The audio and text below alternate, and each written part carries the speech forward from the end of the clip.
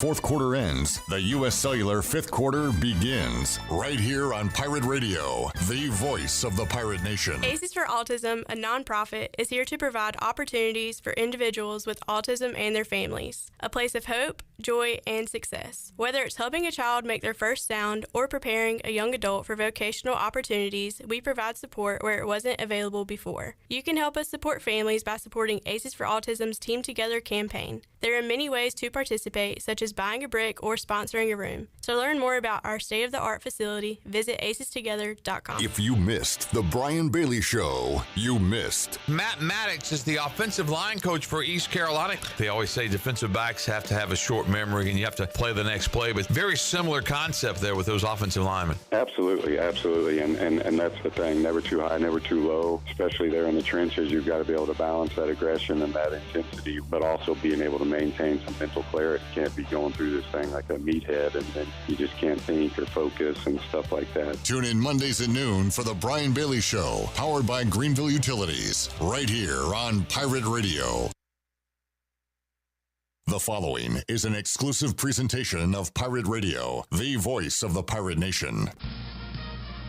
Pirate fans, welcome to the U.S. Cellular fifth quarter postgame call-in show, brought to you by U.S. Cellular. Be sure to visit one of ECU graduate Brandon Tate's Platinum certified U.S. Cellular stores and experience the highest standard of customer service. Call in on the live line at 317-1250. Now, with a complete recap of the game and your phone calls, live from the Pirate Radio studios, here's your host of the U.S. Cellular fifth quarter, Clip Brock.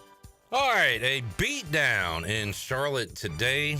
East Carolina playing out the string here, 55-24. If Charlotte wants 60, they can go get it, but they'll probably need this one out.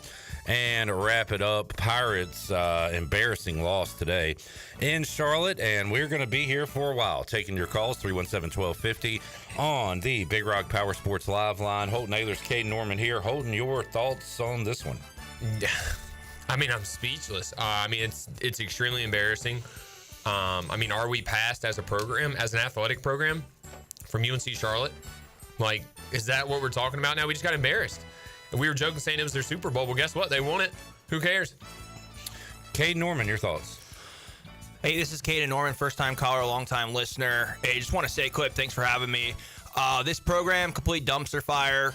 Houston hasn't recruited a quarterback since he's been here, since Holton Ahlers left. Long night. It's about to be ahead of us. About to go fix the front yard a little bit more, but yep, that's me. All right, there's Caden Norman with our Pirate Towing first call of the fifth quarter.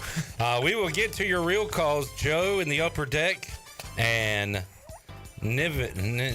It's Niven. Niven. Calling from the game. We have people in the stands, maybe during the game if we can get back quick enough. Back with your calls after this.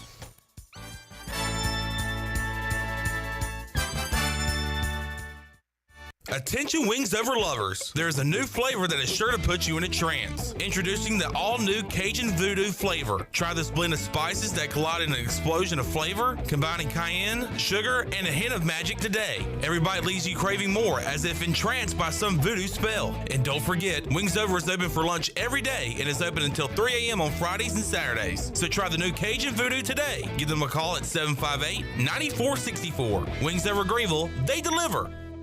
Big game season is here, and I'm not just talking about Pirate football. Lindsey Gray here with Carolina Caliber. We're ready to blast the cannons in the stands and the fields. You know what I mean. Get ready with us. Take your pick from the largest selection in Eastern NC. Grab a rifle on a scope, and we'll mount and bore sight it for you. Don't forget Springfield's Gear Up promo. Buy a 2020 Waypoint, get a 2020 Rimfire Target Rifle for free. Stay tuned in weekly as we shoot through fall with the best deals around. Shop online or stop by Carolina Caliber on Fire Tower Road in Winterville. It's a time-honored tradition. There's a common misbelief today that to make it further, you need to push yourself, that you need to give up any joy to continue your rigid routine. Or you could try another way. Take some time to enjoy life, like having a Michelob Ultra with friends, because happiness is essential to living an exceptional life. Michelob Ultra, a refreshing and balanced flavor with only 2.6 carbs and 95 calories. It's only worth it if you enjoy it. Enjoy responsibly. Michelob Ultra, proudly distributed by Carolina Eagle Distributing since 1989. Want a burger burger with attitude,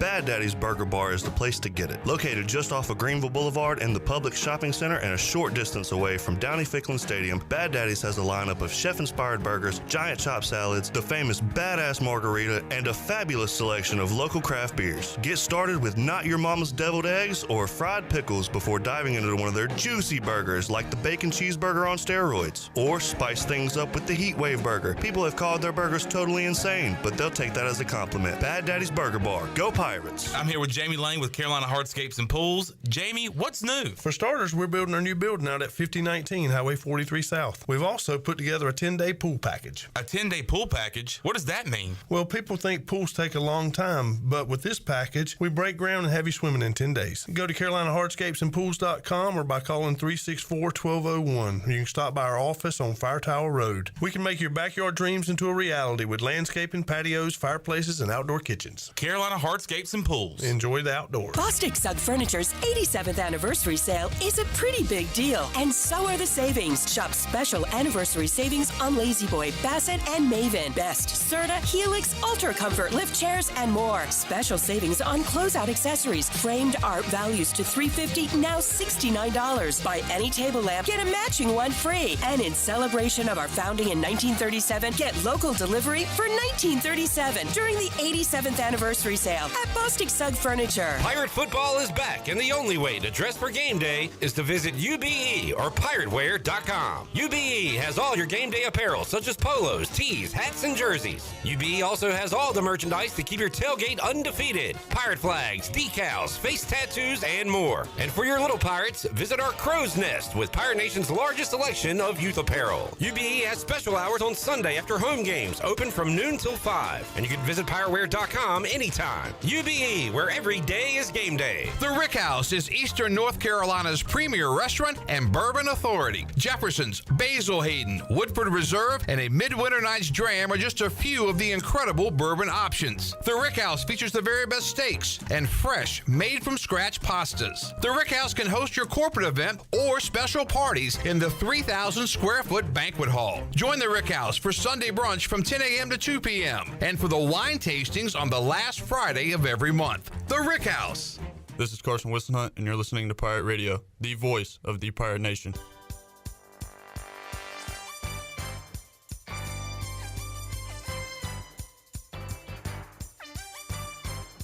You're listening to the U.S. Cellular fifth quarter postgame call-in show. Here's Clip Brock. All right. The only smiling we've done of late was when we enjoyed Dank Burrito. Fantastic post-game food. Dank Burrito open, 108 Red Banks Road in Greenville. Basic is boring. Dank Burrito is not your basic burrito joint. Come and join the Dank Mafia today. Dank Burrito, the official burrito of the ECU Pirates. Visit us at dankburrito.com or on Facebook. Dank Burrito, the irresistible favorite you never saw coming. All right, 317-1250. We got a lot to talk about, and this is going to be a hot show, so let's get right to the calls. Cameron, Kevin, Niven, hang on. We'll go to Joe in the upper deck. What's up, Joe? Yeah, I'm live. Yeah. Clip. I tell you what, I'm not in the upper deck tonight. I'm in the lower bowl at Jerry Richardson Stadium. And what I saw today, no one knows what I'm about to talk about, but I'm not about to talk about that. How is Mike going to sit here and say that he has a culture of excellence when we've got guys leaving him to go to play for a 2-ton honey bun, greasy finger, Biff Posey, and he's out here whooping us up and down the field? Who on earth does Mike think he is? What kind of program does Mike think he's running? But I'm not here to call for Mike's head like some callers will, because I heard the chants in that stadium today. I was in the group messages with all the Pirates fans and faithful. I heard they were saying, but I'm going to take it a leg higher. Gilbert has been coasting on this hire his entire tenure at ECU. Ryan Robinson is playing golf every day, coasting on this hire. What are they doing? What are they doing? They don't care about basketball. They're letting Cliff do baseball, but this was their hire, and he has shown us what he is capable of. And things have just gone too far. We were promised a Lamborghini, and now we just got a Razor scooter that just keeps hitting our ankles every time we take a step forward. It hurts. It hurts. This is all we have. And I'm going to hang up and listen. All right, Joe. That was Joe with our Pirate Towing first call of the fifth quarter. Pirate Towing, now the exclusive towing partner for East Carolina Athletics. Pirate Towing here for you every game day. Also offer roadside assistance if you're locked out of your car. Pirate Towing, 955-4670, or visit Pirate Towing on Facebook. Pirate Towing, the preferred towing partner with ECU and Pirate Nation. All right. Good way to start the show there, boys. That was call of the year. Yeah, all right. Yeah. We go back to the Big Rock Power Sports Live line. Niven is calling from the game. Hello. Hey, Clip, brother, how you doing, dude? I'm all right. How are you?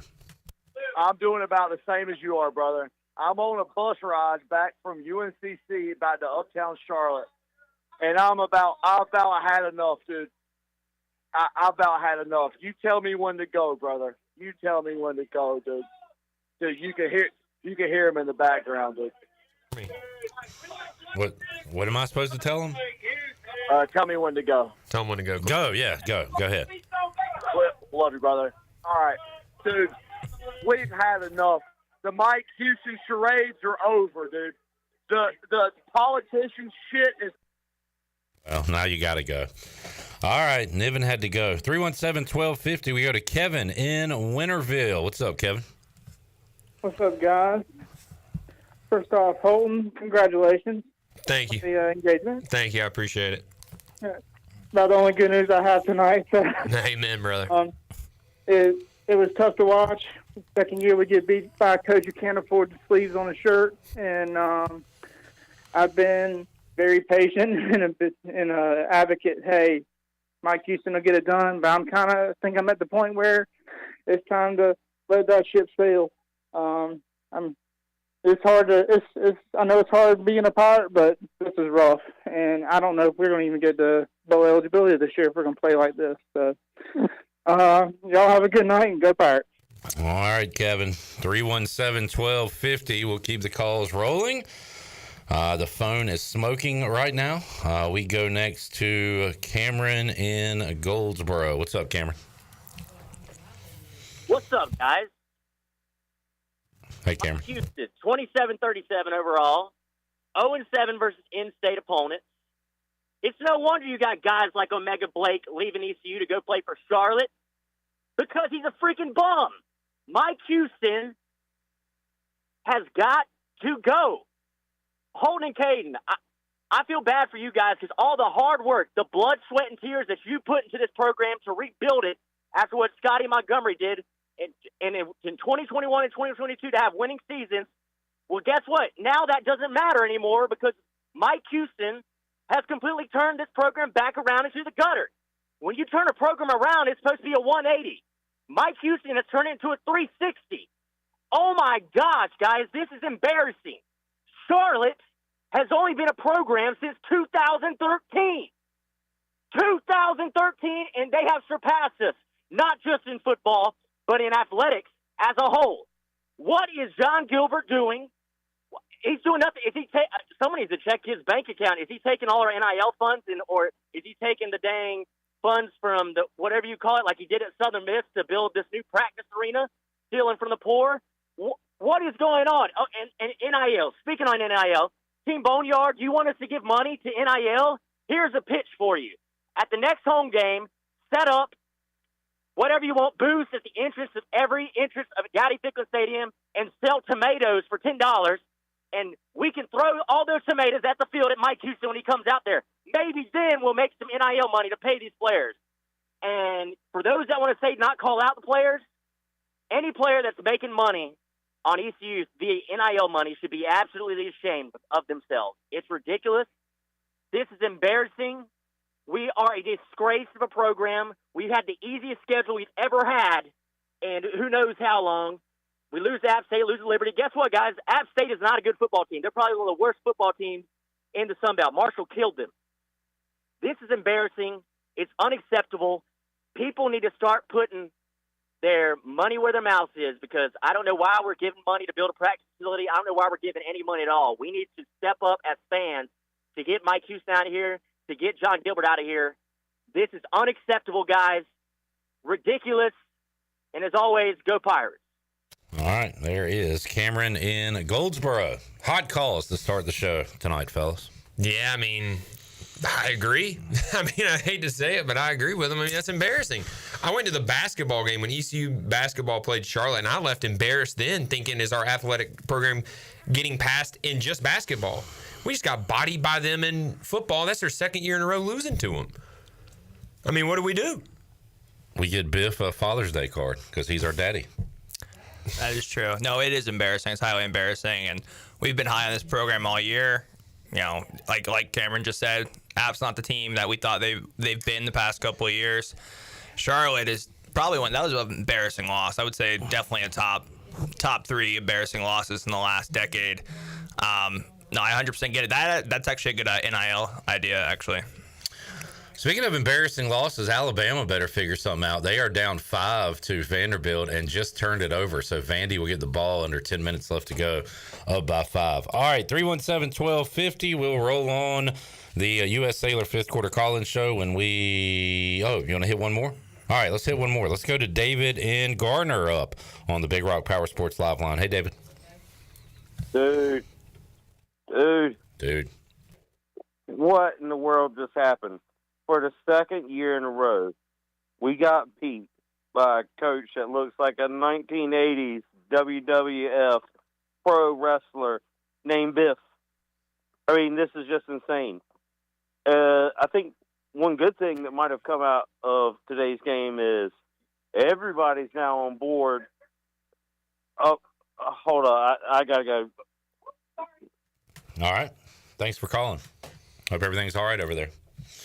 Want to take a break? Yeah, let's take a break. Johnny D, come on, guys. Anthony and Kenny Curlings coming up when we return on the U.S. Cellular 5th quarter call-in show. We'll have more of your calls after this.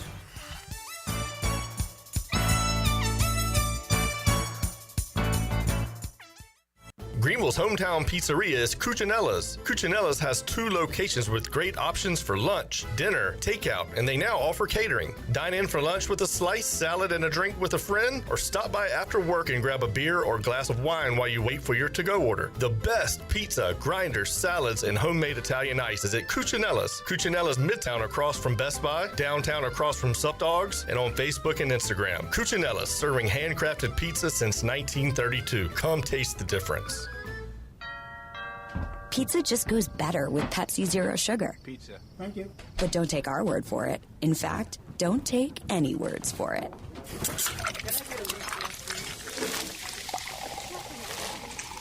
Crispy and cheesy, paired with delicious and refreshing. My mouth is watering already. Ooh, too high. Yeah, we've all been there.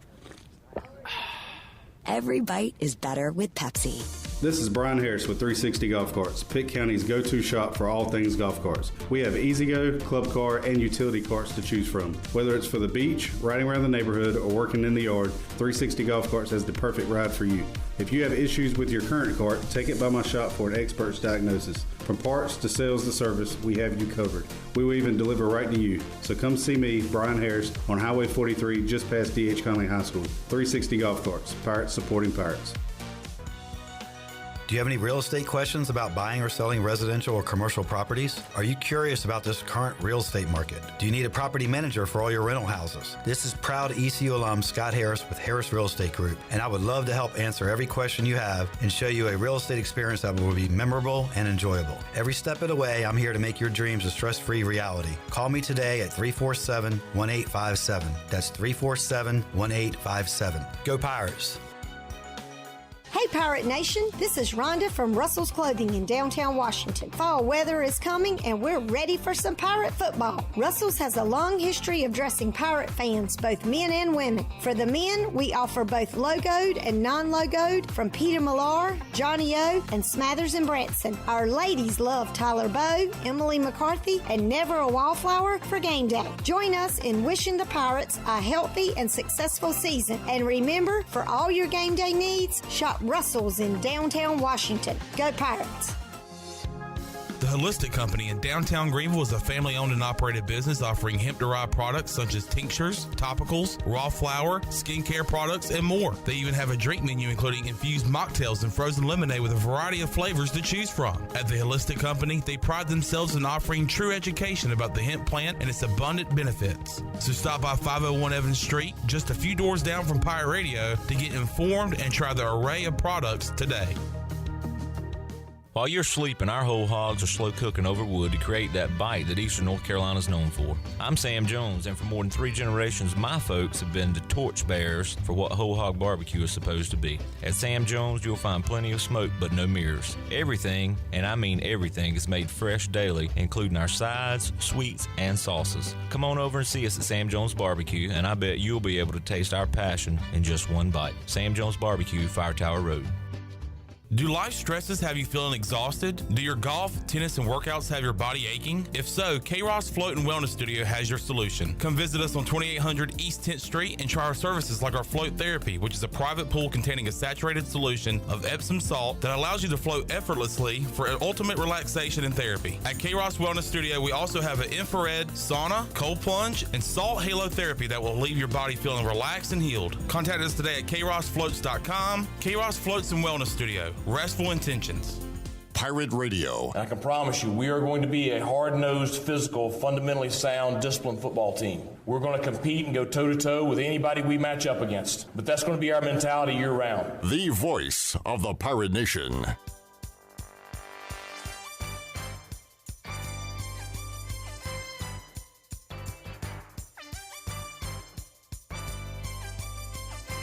You're listening to the U.S. Cellular 5th Quarter Postgame Call-In Show. Here's Clip Brock. Welcome back. Need cash fast? National Finance Company is here to help. For over 50 years, National Finance Company has been the small loan specialist with loans from $1,000 to $5,000 with low payments to meet your budget. We're in the business of getting you the cash you need today. Apply online for a loan at one of our convenient branch offices and get your money as fast as today. It's easy to get the cash you need. For extra cash, visit nfcmoney.com. Now let's head back into the U.S. Cellular 5th Quarter. Here's Clip. I'll tell you who's been money in the NFC. The Washington Commanders taking on the Browns coming up on Sunday. Save me, Jaden Daniels, from this madness. All right, Scott, Kenny, Anthony, we'll get to you in a moment, but we'll go back to the Big Rock Power Sports Live line and talk to Johnny D leaving the game. What's up, Johnny? Clip, man, come on, guys. Man, Michael Glenn Houston got to go. There needs to be a Mayflower moving truck in his driveway when he gets off the bus in Greenville tonight. That is embarrassing, dude. Embarrassing. What has he done in 6 years? Nothing. He's got a 27-37 record. We're paying the guy over $2 million a year, and he ain't done nothing. He got to go. He got to go. He has no notable wins over anybody. Tell me one team he's beaten.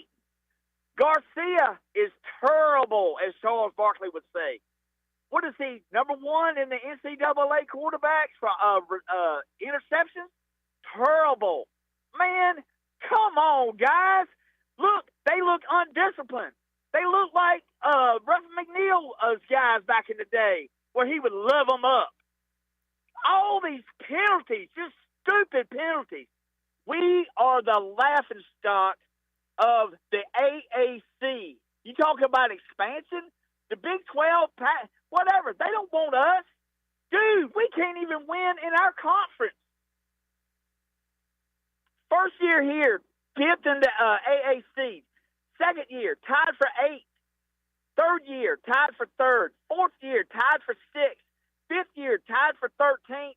and ain't no telling where he's going to end up this year. Just pathetic. Gilbert needs to fire his butt tonight. Y'all have a good show. All right, Johnny D. Appreciate you calling in. Come on, guys. Jenny and Chandler putting up the post-game video. Just saw it on Pirate Radio. Mike Houston said, quote, "I apologize to our fans because that's not what I expected us to do today. That's not the standard for us. You can put it on me. You can put it on our coaching staff, whoever.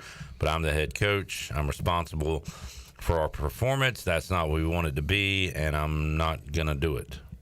That's not what we wanted to be, and I'm not going to do it." All right. Anthony is up next in Wilmington. Hey, Anthony. Hey, guys, enjoy the show. I just have one quick question, and I'll hang up and listen. If there's a change in head coach, do you think Rich Rodriguez may be the answer? And if not, who do you think? And I'll hang up and listen. Thank you. All right. We're talking coaching candidates here. I mean, I don't. Where is Rich Rodriguez coaching? What is he? Right Jacksonville State, I believe.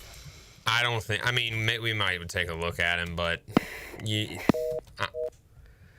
I don't know if we start that right now because I don't think he'll be fired. Look, I mean, he could be fired after this game. Who knows? But let's just wait and see, and then we'll figure it out. We'll start having those conversations. But there'll be a lot more younger people out there if so. Hadn't put together a coaching board yet, but if it does come to that, I'm anxious to see Holton and Caden's because Caden, I remember when we were looking for an offensive coordinator, you had some unique names up there. I did have some unique names. I don't know. A good one is Lincoln Riley's brother, offense coordinator at Clemson. That's a good one. I will say something, too, though. Is like, do we trust the athletic department to go pick a new head coach? That's really a good question. So let the fans answer that one because I don't know if I do. You're just asking questions. Yeah. Kenny is up in Blunt's Creek. Hello, Kenny. Hey, good evening, guys. Let's just get straight to the point. That was an ass beating tonight. And it's just unacceptable, unbelievable, and unserious to have that kind of production on the field today with lack of production. Mike Houston, I was a fan of Mike Houston. I've supported him, but I don't know what to do. I've lost faith in him. He promised us a hard-nosed football team that would be fundamentally sound, and he's failed at that so far, guys. You know, all season we were told that this team was going to be exciting. We were going to do things. We had such a weak schedule. I believe that the other teams playing us look at us as the weak part of their schedule. So I just don't know what we're going to do. Very disappointed. You think it's bad now. Tonight's going to be ugly on this call-in show. But you got to live with this for another week, and then you're going to go to Army. And if we can't stop Charlotte from running, what do you think Army's going to do to us? And I just asked Holton, Caden, what do we do? What's the next step? I know we got to support this team and hope they get things better. But looking forward, man, if we go get trounced in the Army, this thing's off the rails worse than it is tonight. So you guys have a good night if you can. Go Pirates, and we'll see you at the next home game. All right, Kenny. Thanks for calling in as always, man. I think he's just saying, what do you do? And like next week is a bye week, and bye weeks in general, you do a lot of reflecting. And Cliff, we talked about this on the pregame show, and I thought we were going to go out there and play really well. Oh yeah. But bye weeks, and Caden, you know this too. Like you do a lot of reflecting. You go and you look at the season as a whole, especially at this point. It's a halfway point. You say, okay, what's done good? What have we done good? And what have we done bad? How do we get rid of the bad and add some more good to it and keep doing the good stuff?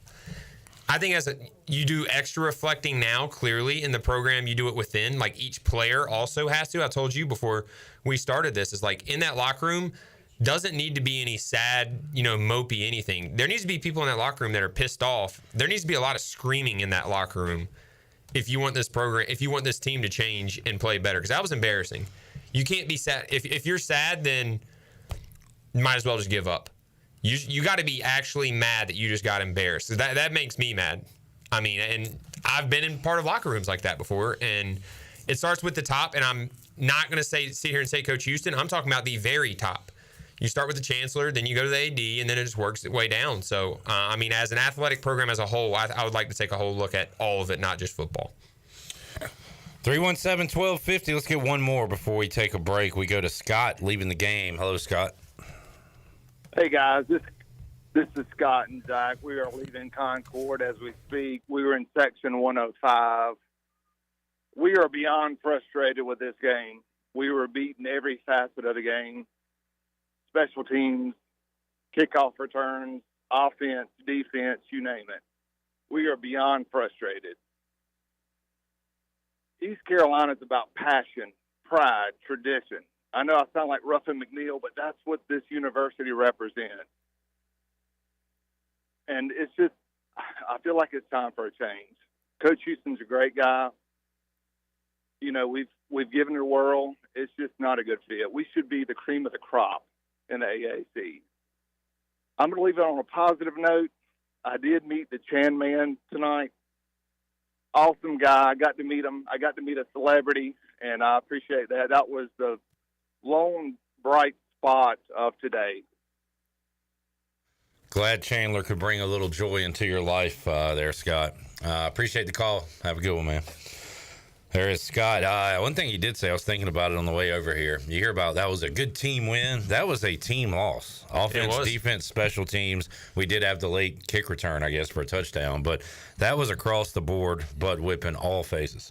I mean, you know, coaching too. I mean, look, I've said I love Coach Houston. He stuck up for me a lot. But, like, every person that was wearing an ECU uniform, every person that had the ECU logo on the sideline, every person that was touching that field just got their butt whooped on ECU today. Okay? No, you hit it right in the head, right in the nose, or the nail right in the head. There you go. But shout out to Chandler. That was a great Chandler quote right there. Head right on the nose. No, we all got our butt whooped.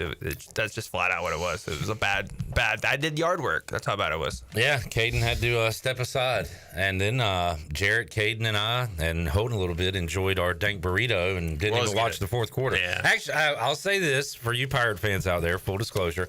Holden was in here screaming when Winston Wright took it to the house as if we were down 10, making it a game. It was going to be a 31-point game clip, I still believe. A couple onside kicks. And people probably stopped watching when we played Marshall a couple years ago. But I almost texted you and said, could this be like a Marshall thing? I'm glad I didn't. Yeah, but, I probably would have said yes. I mean, I got a live bet on the ECU money line, so I somewhat believed. But, yeah, it was not that. But yeah, you believed, and didn't work out today. All right, Chip, Greensboro Pirate, and Jackson. We'll get to your calls when we return. Zach as well on the U.S. Sailor fifth quarter call-in show. Be sure to visit one of ECU graduate Brandon Tate's U.S. Sailor locations and experience the highest standard of customer service next to Little Caesars on Charles Boulevard in Greenville, in front of Lowe's Home Improvement on Memorial Drive in Greenville, next to Walmart on 10th Street in Greenville, and the U.S. Sailor store in the Greenville Mall behind the Chick-fil-A. Alabama down 12, driving 4:15 left to go. We'll keep you up to date on that and everything else when we return after this.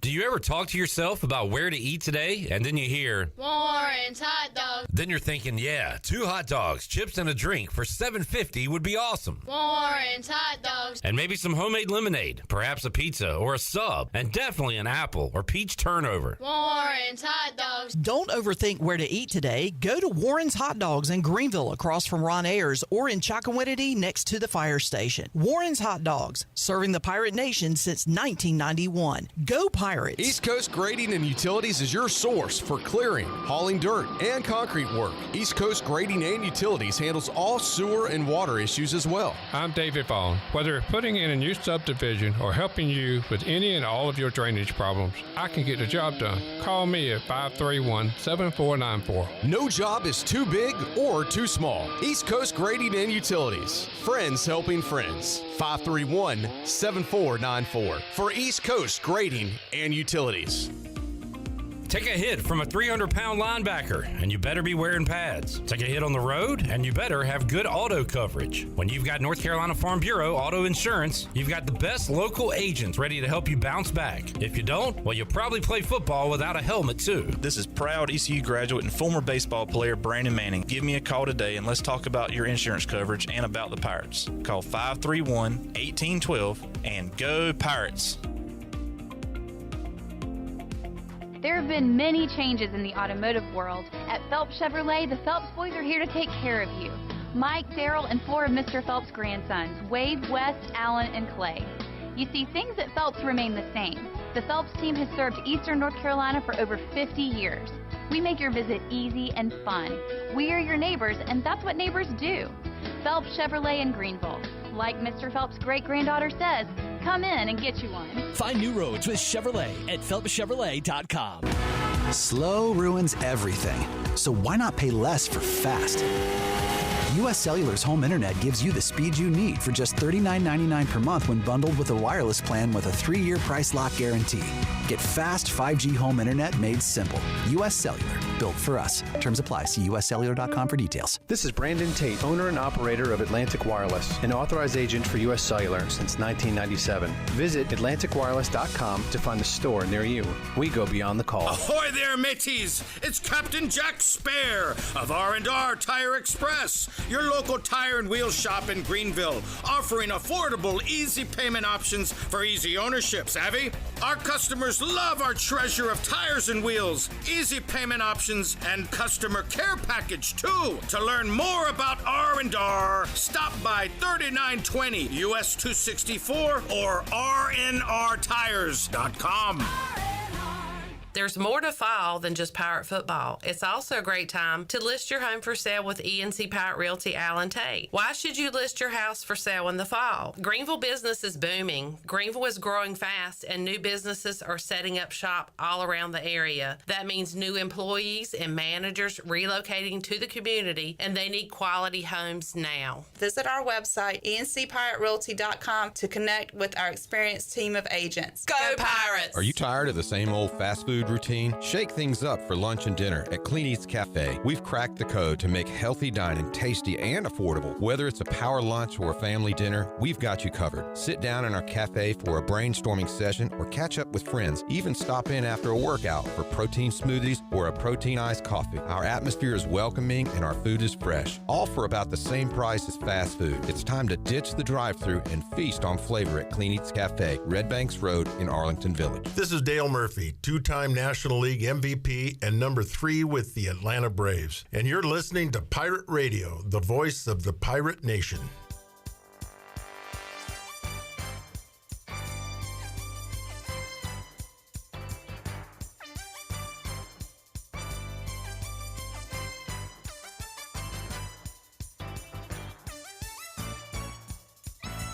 You're listening to the U.S. Cellular 5th Quarter Postgame Call-In Show. Here's Clip Brock. Now, with the Pirate Radio Scoreboard, here's Shirley Rhodes. Welcome back, and let's take a look at some of the games that were finals from earlier today. Tulane laid it on UAB. 71-20 was that final. Navy beat Air Force 34-7. It was Army all over Tulsa 49-7. Georgia beat Auburn 31-13. It was Ohio State over Iowa 35-7.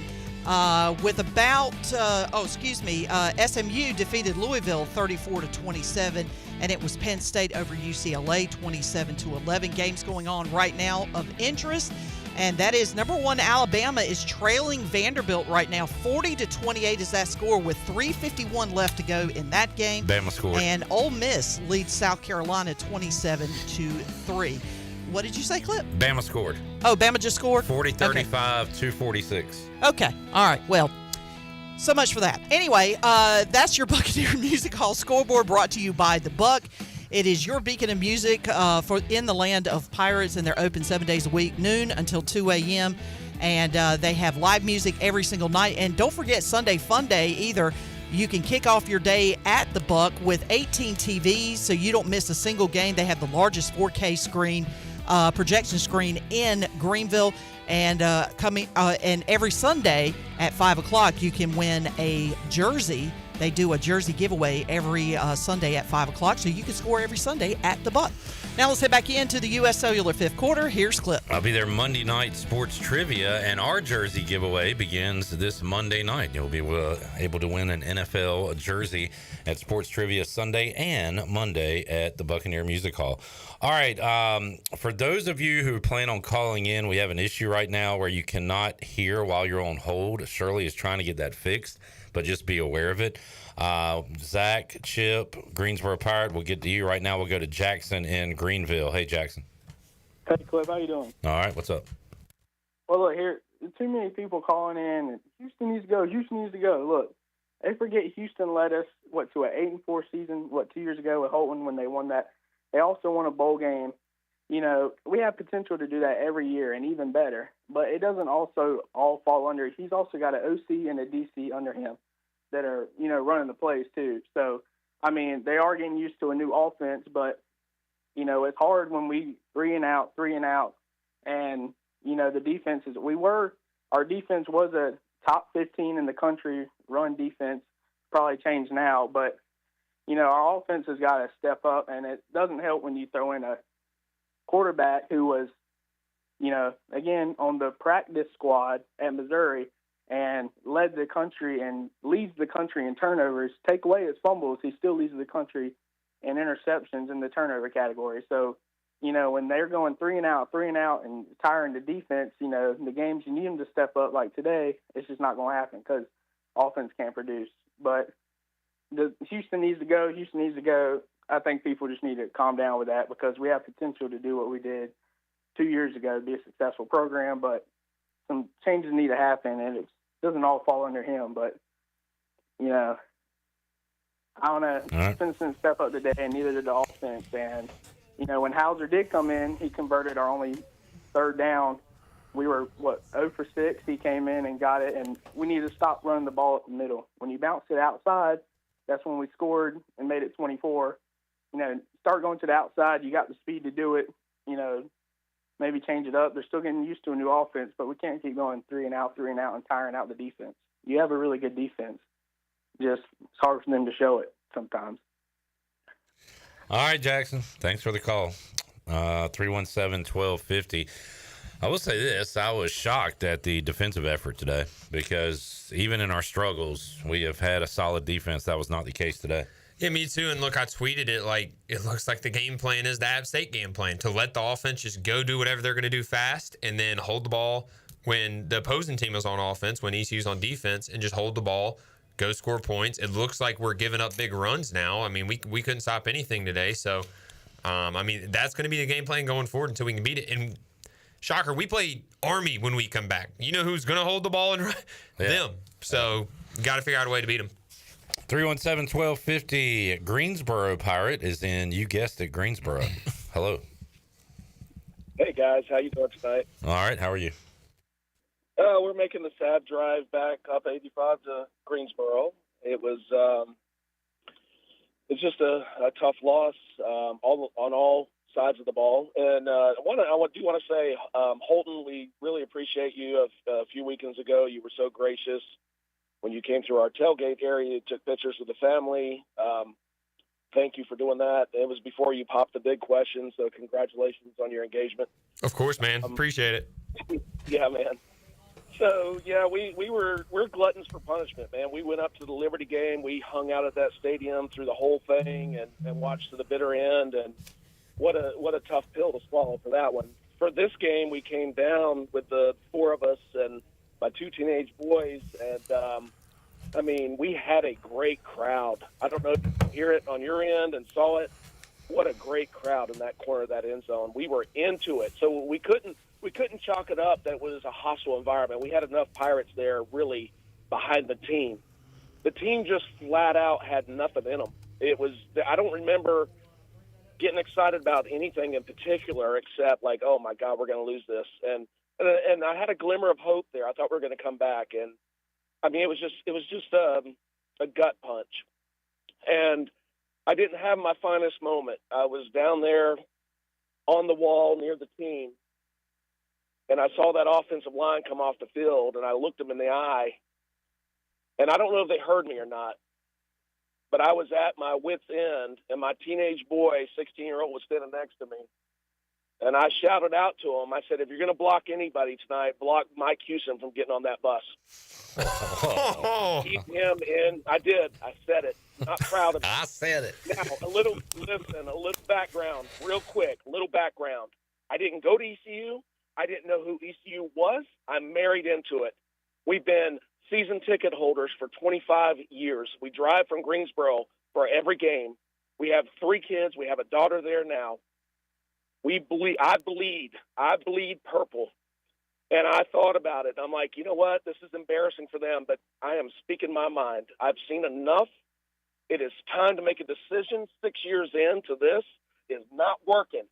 And if Gilbert can't make the decision, then the chancellor needs to get rid of all of them. It's time to clean house. I am telling you right now, it is hard to invest the time and money that we put in as hard-working, two-income family trying to keep our kids,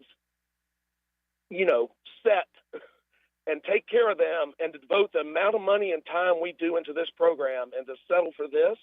It's time. It is time. I miss the days, Holton. I miss the chip on the shoulder mentality you had. And the whole old school of anytime, anywhere, the Pirates will show up and play you. It's gone, man. It is gone. And it's disheartening. It's ripped my heart out of my chest to see them give up and roll over like this. I thought we were going to come back. There was nothing there. They just gave up. I saw some of the players on the sideline just laughing. I'm like, what is this, man? What is this? These are supposedly student athletes. Well, they get NIL money.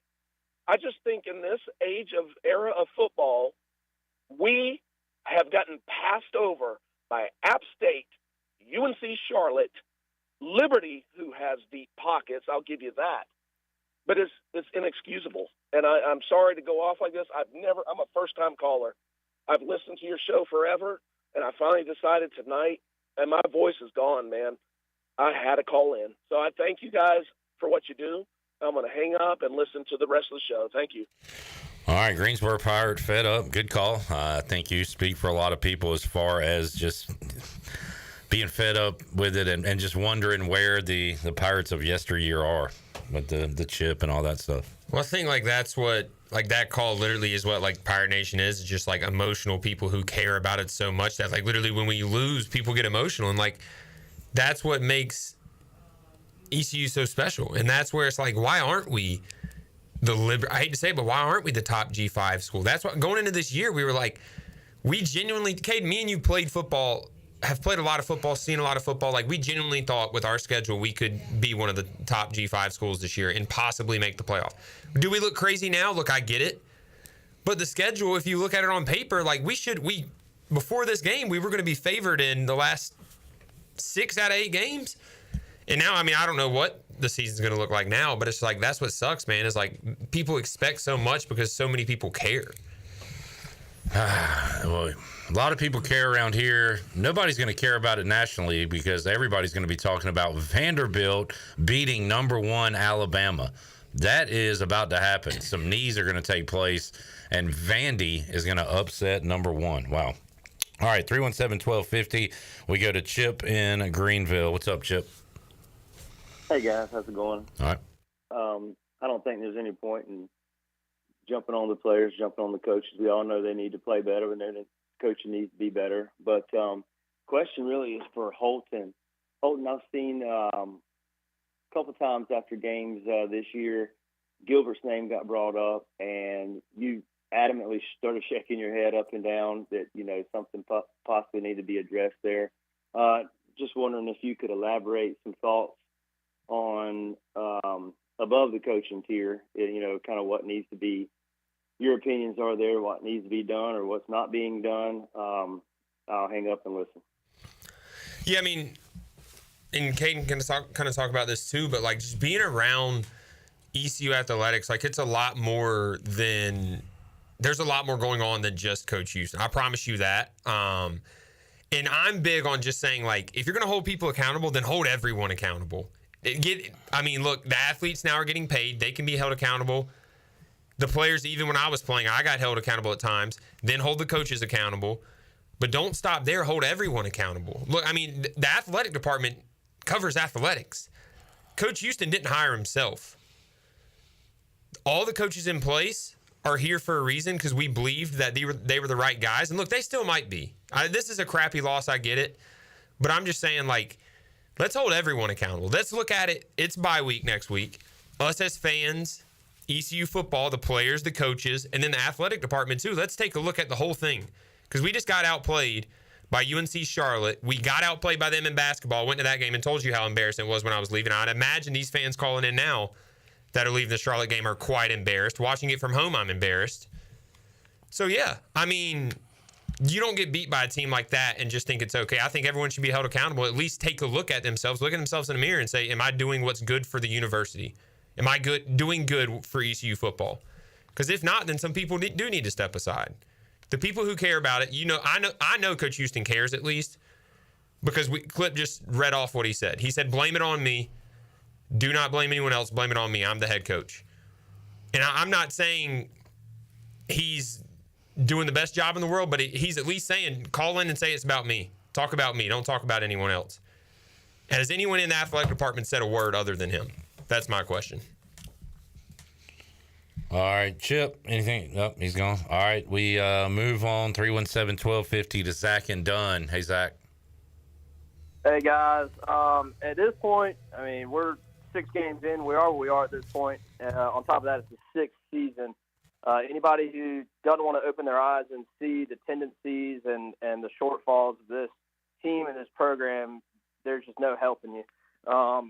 I saw a video that Holton posted around halftime, just saying, and Holton, I'll give it to you. You've been outspoken on the show, but you said that you were worried about some backlash from athletics. And, I mean, that right there is a problem in itself. The fact that our media folks and Holton Ahlers, of all people, who came in and busted his butt to do everything he did for this university, the fact that he is worried about the athletics department coming down on him with backlash is just, man, that is a snapshot of the problems that we've got from top to bottom. Heads need to start rolling after this game, and it starts from the top. Don't forget that not only do we have to pay Mike Houston out, but our coordinators, as my buddy Scott pointed out, got a 2-year extension, so we would have to pay them out if we didn't want to bring them back. This is all something that spurs from John Gilbert getting the idea that Houston deserved an extension after 6-6. But it's deeper than that. It goes back to the Steve Logan days where he didn't want to go and do publicity stuff. He wanted to coach football, and damn, he was a good coach. But he didn't want to play ball the way that the Pirate Club folks wanted him to, so they forced him out. And it's been downhill. We've had ups and downs, a lot more downs than ups, I can say, though. Whenever Mike and Captain Vanilla, John Gilbert, were hired, this place, we were so there was so much apathy in the program. We were just in such a bad place, and we needed somebody to come and turn the ship around. And for a year and a half, they did. We thought that they did. We got the 6-6 season where Boston College did whatever they did, and we got screwed out of playing in Annapolis. And then we came back, and we went 8-5. Let's not forget how much talent we had on that 8-5 team. That was, and I'm sure that you would agree, Holton, that was we fell short of where we should have been there. It's mind-blowing that people see these things, but they don't dig deeper. I'm tired of hearing about how Mike Houston is such a great guy behind closed doors, because perception is reality. And the perception across this state and this region is that we are the butthole of North Carolina. We are the ones that they hope get scheduled for homecoming games, because they know that all they got to do is go up, and Mike Houston's got no answer for them. He stood at that podium after going 2-10 last season and said that he would not sleep until this program was fixed, and promised that problem would never happen again. He looks pretty well rested to me. This is a problem. You sit there and you beg for NIL money. You sit there and you beg these blue-collar fans in Eastern North Carolina to give their hard-earned money to this program, and year after year we do. With no problem, no questions, we step up, but he's not. This is a problem. It needs to be fixed, and it needs to be fixed now. All right, Zach, thank you for the call. 317-1250 on the Big Rock Power Sports Live line. We invite you to let out your frustration and give your thoughts on the game. Here is Kyle in LaGrange. Hello, Kyle. Oh, God. I don't even know where to start. I guess I'll start from the beginning. That's a good place. this program has been going downhill and been in dire straits for a decade now because we continuously let people make decisions and be the head coach or the AD that do not believe in who we are or what we are. You go back to Jeff Comfort, him and Shelley Vinegar come in here and they have to run roughing out because they're going to make a big-time hire, and they hire Scotty Montgomery, and Scotty doesn't believe in East Carolina. Scotty was a Duke player. Then you bring in Dave Hart in the deep dive. I'm still waiting for the results of that deep dive. And, people thought he was going to be the savior, and he brings in, instead of going out and making a good hire, bringing in a Scott Weatherby, who's the AD at Eastern Michigan, who was here under Terry Highland. He brings in his boy, John Gilbert, because he's going to be involved in a welfare scandal at Southern Miss, involvement with Brett Favre, and he wants to get the hell out of there. So he hires his boy. Then we can hire Mike Houston, and it looked like a great hire at the time. Mike Houston's a fraud. He is a fraud, and apologies to Holton Caton, who played for him. He is a fraud. You look at the worst thing. You know, the last time, James, the only time in the last decade James Madison has lost 4 games was Mike Houston's last year. They did better before him. They did better after him. The only reason he won an FCS national championship there is because Everett Withers had put together a hell of a team he left him with when he left to take the Texas State job. He is an absolute fraud. Has not beaten an FBS team in the state of North Carolina. I'm sure that's been said 100 times on here tonight. Tonight's performance was beyond embarrassing. And I'm calling on people like the Clark family, people like Isley, people like the Hintons, all our big donors. You know, we're paying Mike Houston $2.3 million a year. We've invested over $20 million in an indoor practice facility. We've got over $1 million this year in our NIL fund. This is not a situation where we can't compete financially. That ain't the problem. We're doing our part. The people we're paying aren't doing their part. And John Gilbert, our athletic director, who has the personality of a wet dish rag, and Clip, I give you credit a few weeks ago for calling his ass out on the air about not letting you call games anymore. If he ever is going to have any guts or do anything significant, fire Mike Houston tonight. It's not going to get any better. This is beyond embarrassing. You're not going to recover from it. Mike Houston has embarrassed us consistently.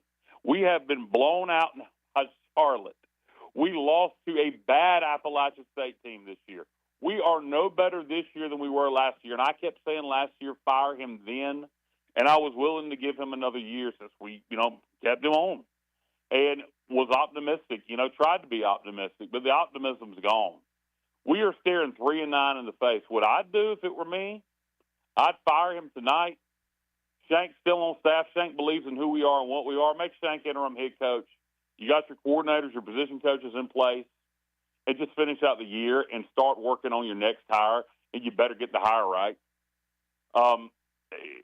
I got so many thoughts running through my head and so many things that I want to say, and I know I'm going to hang up and not have said half the things I wanted to say, but I am challenging the big donors, the ones, some of them who put us in this situation over 10 years ago with decisions they made that started the path of just trajectory that we're on now, to step up and make Gilbert get rid of his ass now.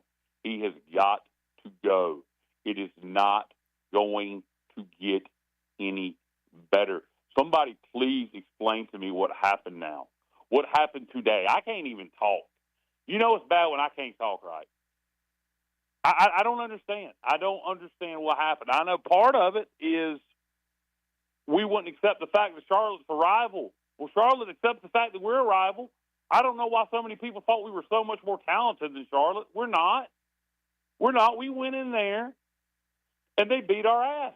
Biff Poggi and his sloppy-looking ass beat old pretty boy, Mr. Jim, Mr. Flexi, Mike Houston over there on the sideline. He looked great losing. I don't, man, there is, the only answer is to make a change. Nothing's going to make anybody feel better but firing his ass. Fire him. There are plenty great coaches out there we could get. $2.3 million is what we're paying him. We are paying him more than Moncton makes at Army. They're 5-0. Mike Houston is one of the highest-paid coaches in this conference. This narrative that we can't afford to do this or we can't afford to do that is BS.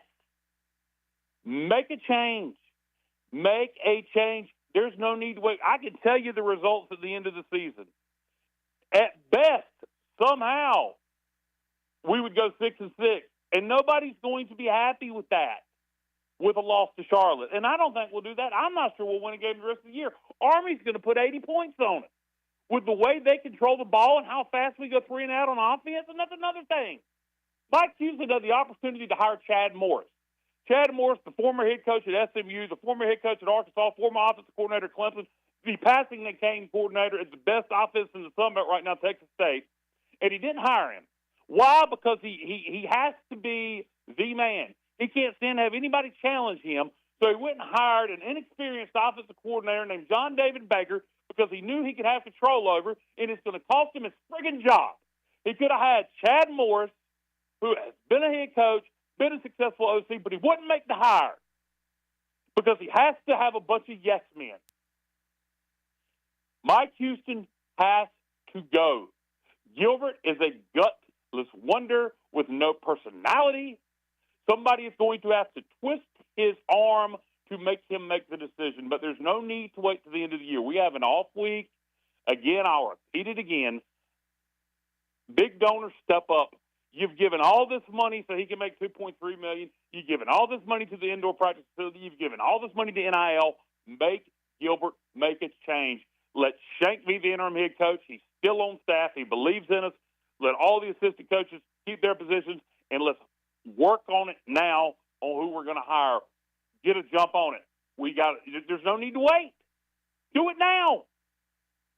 That's all I got, guys. I am beyond frustrated. This is sickening beyond belief.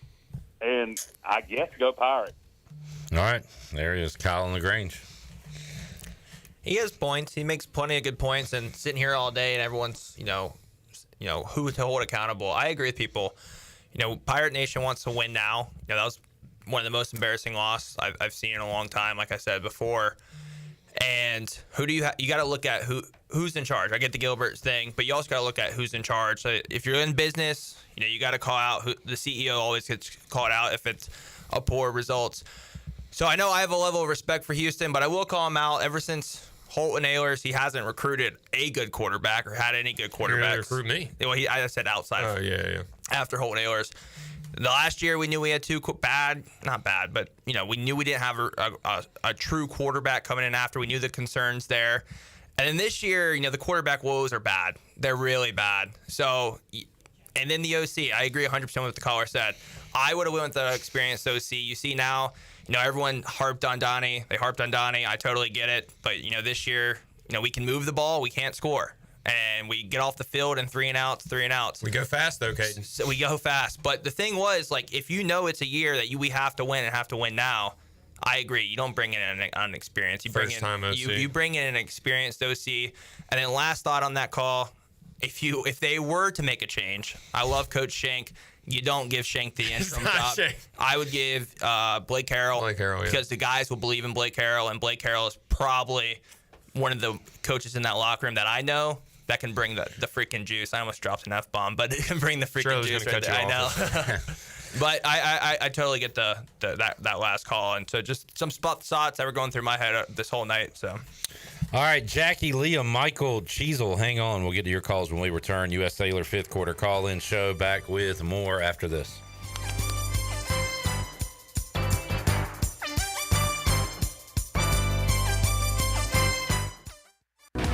Slow ruins everything, so why not pay less for fast?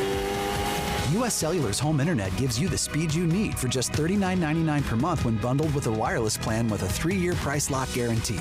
Get fast 5G home internet made simple. U.S. Cellular, built for us. Terms apply. See uscellular.com for details. This is Brandon Tate, owner and operator of Atlantic Wireless, an authorized agent for U.S. Cellular since 1997. Visit atlanticwireless.com to find a store near you. We go beyond the call. Some days you hit snooze, but not today. Today you have to go on a run to get burgers for the tailgate. You've got to haul something heavy, a cooler stocked with Bud Light. When you've got beer and football, nothing is hard. Until the other team scores. Bud Light. Easy to drink, easy to enjoy. Enjoy responsibly. 21 plus. Copyright 2024 Anheuser-Busch, Bud Light Beer, St. Louis, Missouri. You want a sub made the authentic Jersey way? You go to Jersey Mike's. You want a radio idea? You go to me. Like this. I'm a talking dog that only talks about Jersey Mike's. My owner says, "Hey, buddy." And I'm like, "Get me an authentic Jersey sub." He says, "That's all you ever think about." And I say, "No. I also think about teaching myself to drive the Jersey Mike's, but until I figure that out, you're all I have." Woof, woof.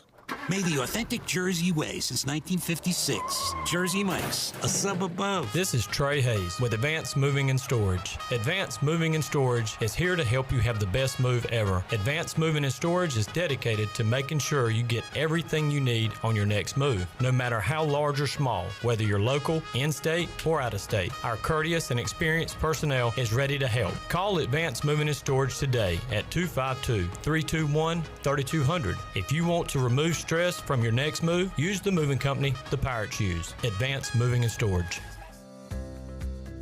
Do you want to get rid of wrinkles, tighten and lift your skin, smooth your skin texture, erase veins and brown spots, get rid of unwanted hair and under-eye fat pads? Are you interested in Botox or filler? Contact the licensed professionals at Beauty Bar MediSpa for a free consultation and ask about our newest technologies and treatments. Learn more at beautybarmedispa.com, Red Banks Road, Greenville. Enjoy your visit, love your transformation, and go Pirates. Are you ready for football? Big Rock Power Sports and Marine is your complete source for recreation and marine sales and service. With a full selection of ATVs, side-by-sides, motorcycles, slingshots, watercraft, pontoons, and boats, Big Rock Power Sports and Marine is sure to have what you're looking for in everyday adventure. With 5 locations in North Carolina, Rocky Mount, Lake Gaston, New Bern, Elizabeth City, and of course, Greenville. You can find us on Facebook and Instagram or online at BigRockPowersports.com. Big Rock Power Sports and Marine. Choose your adventure. The Buccaneer Music Hall is your beacon of music in the land of the Pirates in the NC. Open at noon 7 days a week with live music. Come enjoy sports trivia with me, Clip Rock, every Monday. Tuesday and Wednesday, it's live local acoustic night, along with line dancing from 7 to 9 on Wednesday. Thursday, there's a brand new lineup with Singo starting at 8, followed by karaoke with DJ Dog. Ladies and free both Friday and Saturday nights with the best local bands in the area. Finish the weekend with free games and DJ Kids Scene. Y'all come get bugged up. Pirate Radio. See that door right there? One marked pirate. You think a pirate lives in there? The voice of the Pirate Nation. I see a door marked private. Is that the door you're talking about?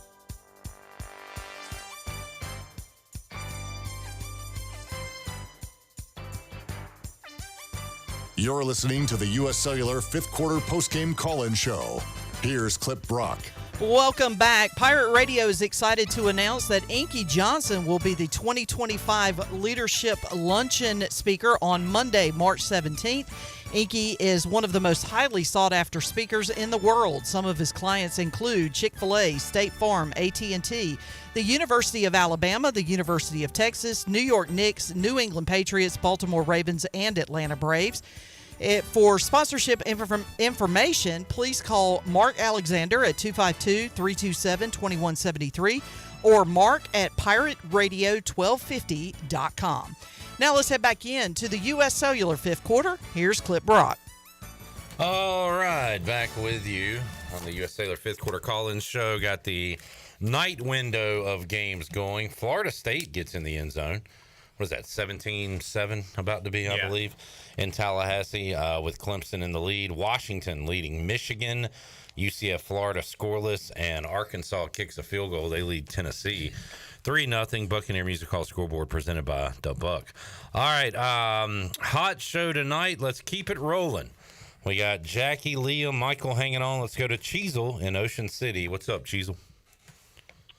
Clip. Honestly, I want to ask how you're doing, but I am just so over it at this point, man. For one, Colin LaGrange, me and him must have ESP. It's tough always having to follow that guy up. He is one smart gentleman. But let me just start out with this. I called in about 2 years ago in 2022 when Billy answered the phone, and I said, Mayday, Mayday, Mayday, Houston, we got a problem.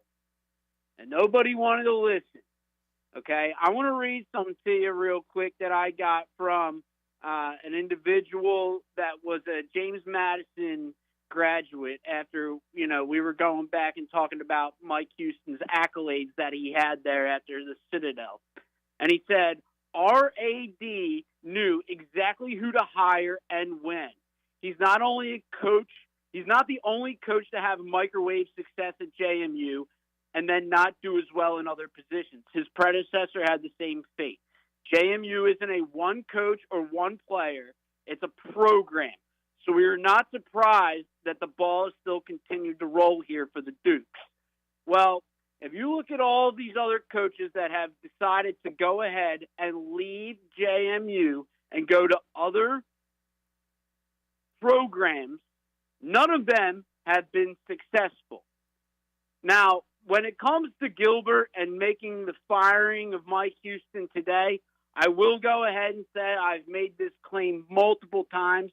If we're going to do the new AD thing right now, because I did just pay off my $120,000 for the student loans, but these guys in NAL, they don't know about that today. I'm going to go ahead and throw my hat in the ring for Cliff Godwin. I do believe that Cliff Godwin, who is a graduate of East Carolina University, would be a fantastic athletic director. Not only does he understand the passion of the fan base, not only does he understand what it takes to win, but he can also go ahead and tell you what is expected on a day in and day out basis every single week. And a lot of people have been talking about, well, this is Mike Houston's worst loss. This is Mike Houston's worst loss. Let's just clear the slate here. This is not Mike Houston's worst loss. Mike Houston has FCS losses on his record at East Carolina University. This is not his worst loss. Now, I do commend... Who did he lose to? Go ahead. Who was the FCS loss? Didn't they lose to Central? Scotty lost to A&T. I don't think Houston has an FCS loss. I mean, that's beside your big point, but you were pretty emphatic about it. So I just wanted to make sure I wasn't wrong. Sure. I'll have to go back and check my notes on that. But I thought he had one. But if he doesn't, good for him. Then. All right, go ahead. Let's go. On the flip side of that, talking about throwing Blake Harrell in there and being the associate coach, I'm not sure that that's even fair for Blake Harrell to do. I think that at this point, I would love to fire Mike Houston, but I think you have to make him. You might have to make him see this out, because Blake Harrell could have left and gotten plenty of other positions throughout the country. I'm sure that he was a strong defensive coordinator candidate for other jobs that he could have taken, but he decided to stay at East Carolina. Is it fair to throw him in the fire and then hire somebody else and take over the head coaching position next year? I'm not sure that is the right thing to do. When it comes to accountability, I think Mike Houston might have to see this out. He's the one that decided that he was going to have to build this program. If he doesn't win another game for the rest of the year, then that's on him. Guess what? He probably won't be seeing a whole lot of opportunities coming his way. Where's he going to go? Back to the Citadel? I'm not really sure. So my big question now is, has he lost the team? Has he lost the locker room? All of these guys in the beginning of the season were saying, oh, well, we love Garcia. Garcia is the guy. Garcia is the man. Well, clearly he's not. Garcia is not the guy. And we knew that multiple weeks ago. I'm not really sure what the actual situation is with Caton Hauser at the moment. I don't know if he's hurt. I don't know if he needs surgery. I'm not really sure what his situation is, but there's a reason why, I'll call him again, David Baker Jr. is under the thumb of Mike Houston, because like Kyle and LaGrange said, Mike doesn't want anybody to be able to come in here and tell him what to do, when to do it, and how to do it. Because this is the Mike Houston show, right? And I got to tell you, I was the one that graduated just in the midst of when Skip Holtz left and they brought in Ruffin. So I saw the good. I saw what was coming. I understand what winning looks like at East Carolina football. I was there when we beat West Virginia and Virginia Tech and all these other programs. You know, I miss those days. But you can't expect people to continue to donate to this program, put their time and effort into this program when he doesn't reciprocate. Let me ask you a question. Outside of Cliff Godwin right now, who is the best coach at ECU? Soccer coach. Kim McNeil. Or, yeah, women's basketball. I was going to go volleyball, but that's fair. Hey, I'll take Adler Augustine. I would love Adler Augustine in that locker room right now, because I guarantee you Adler Augustine can get those boys more ready for the game than Mike Houston. Jerry Higgins could fire up this offensive line. Cheezel, we got to go. Good or bad, you're always entertaining. We appreciate you calling in, man. All right, cheers. See you, buddy. Cheezel in Ocean City. Cheezel's a good one. Yeah. I like the Cliff Godwin suggestion for athletic AD because back in the day, like I'm talking about back in the day, coaches used to be like the AD. Remember those positions? I don't know like the last school to do that, but whenever he's done with baseball, that's a good point. Someone that's passionate about Eastern North Carolina, passionate about ECU. I like that idea. All right, Michael is leaving Charlotte. He joins us on the U.S. Cellular fifth quarter call-in show. Let's go to Michael. Hey, Michael. Hey, Clip. What's going on? Caton and Holton, glad to have you on the show this year. Y'all had a lot of flavor and spice to it, so glad Let's to have go. you. Yes, sir. I just want to speak on, I'm not going to really focus on, like, Mike Houston because I think that's kind of like the headline and subject line for tonight. But I just want maybe and Holton and Caton can kind of bring insight to this as far as their experience on the field. But me and my dad, we drive from Greenville all the way up here to Charlotte. And that first drive, we were sitting like right behind the sideline. And the first drive where they punched it into the end zone, speaking of Charlotte, they scored that first drive. I looked over to my dad and I was like, this is one of those games, where the response from the offense is going to be key, because just looking at their body language, something was off on the sidelines. And I was literally like 2 rows up from the sidelines from where I was sitting at. And so I told my dad, I was like, we're going to see what they got, and so they did the trick play, and they, did the trick play to Chase Sowell, and, he dropped the ball. And then they went 3 and out. I think they went 3 and out. I believe they did. Yes, they went 3 and out. And so after they came off the sideline, I said, Dad, you know what? This doesn't look right. I was like, they don't look right. They were coming off the sideline, and I was just looking at their body language. Body language tells all when it comes to sports, and I can identify that because I played. And it just the whole team's vibe tonight. And I think I can speak for a lot of Pirate fans that were present, that was there live. It was off. I mean, they did not look into the game at all. I mean, there was a call that said something and referenced it earlier, but we noticed it. And I told Dad, I said, you know what, this is not good. And, since we didn't score, I really don't know. And I know it's so early and we played 4 quarters. I get it. The game is not won in the first quarter. But it was just something about how the response were after that drive. I think that was a key drive for them not to respond. And then the way, Chase, dropped the ball. Of course, he didn't lose the game. But, there's plays in a game that can really impact the game. And I felt like that drive after that, it just went downhill. So I wanted just you and Caton to see, what y'all thoughts are on that. And as far as, how we feel, my dad, we drive and we come to all of the away games almost.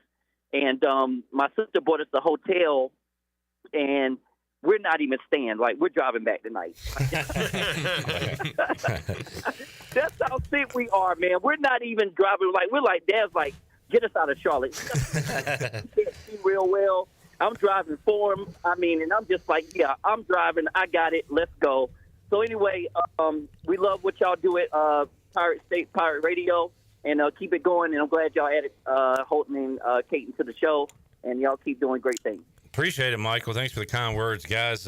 Body language early on. I think he brings up a good point about not responding there. Yeah, it's not good at all. First of all, Michael, thanks for the support, not only for me and Caden, but also Pirate Nation, too. That's huge. I mean, it's not good to hear. Look, I've always said, like, there's a saying in football, like, you can tell the culture of a team on if the other team gets the ball first and scores, how their sideline acts. If they're like, all right, we've been here before, you see people talking, chatting it up. And then you can also see the culture of a team on a PAT after the other team scores a touchdown. If they have players that are going full speed, if they're trying to dive for it, that's a huge one. And that's something that a lot of fans don't really notice. But once you start watching, you will be able to tell. I promise you, Alabama and Georgia and all these teams, if a team scores a touchdown on them, they're giving everything on PAT and those sidelines are up. So, yeah, that's not good. That's not good to hear at all. Look, you may see some cool, calm, and collective guys on TV when they're down, but ECU, we haven't earned that right yet. We don't have guys on that sideline. I mean, we're not crushing teams right now. We're not Georgia. You got to be fired up. That's a big-time game. You got to get guys going. The whole team, like one or two guys can be a little calm. The whole team can't be calm. And we walked in there today and thought we were just going to stomp them and walk on through, and we got kicked in the face. Yeah, and Michael, I want to appreciate you traveling to away games. Me, Holton, former players, we always appreciate Pirates that travel, especially the long distance away games too. Since you and your dad travel a lot, so we really appreciate that, and all Pirate fans that do that. I agree with you. I thought they were a little off today too from the TV. That first kickoff that took it to midfield. I think they took multiple kickoffs to midfield, if I recall correctly. That's just, those are hustle plays, big time hustle plays. And that first drive, they ran it down the field, and they scored, and they went up 14-0 on us. The biggest thing I call out, and we've been calling it out all year long, is that 3 and out on offense. We're moving so quickly on offense that the offense can't even get established. And then once that defense, I mean the opposing team gets the ball back, and they just take their time like teams have been doing all year in ECU, it really does drag emotion out of you, and you're like, hey, it's a football team, like, play football. We're all humans too, so I know it just pulls emotions, because you're like, damn, like, I want to be on the field. So it's hard to bounce back up from there. But I agree. From the TV, I saw it too. I didn't think the guys brought the juice. And for an in-state game, like, those are the games we got the most excited about. And Charlotte was excited. You could tell. Yeah, they were excited. That fan base was excited. But, like, this team beat us last year. I know. I'm just saying. I'm not going to believe that we went in that game, like, unmotivated. That would really. But maybe not unmotivated. Yeah. They walked in there and thought they were going to win easily. Probably. And I can see a team that does that. I've been a part of a team that's happened before too. Yeah. That's what happened today. 100%. Right. Yeah. Y'all ready to talk ball? Yeah. Yes. Liam in Wilmington's up. Oh, yes. Liam, what's up, man? Hey, guys. After a big loss like that, you're mad, and I get it. Because difference or contrast in this week and last week came down to two things, in my opinion. And it was the defense and the offensive miscommunications. And for the defensive difference, I just thought it was very apparent, especially with the lack of stops on the big plays and the amount of jailbreaks allowed from the Charlotte running backs and in the backfield for Charlotte. They ran all over us. And some for the offense, they took the shot, and the miscommunication was absolutely awful. We couldn't get the balls downfield. When we threw it, it appeared 20 yards overthrown, 10 yards overthrown sometimes. But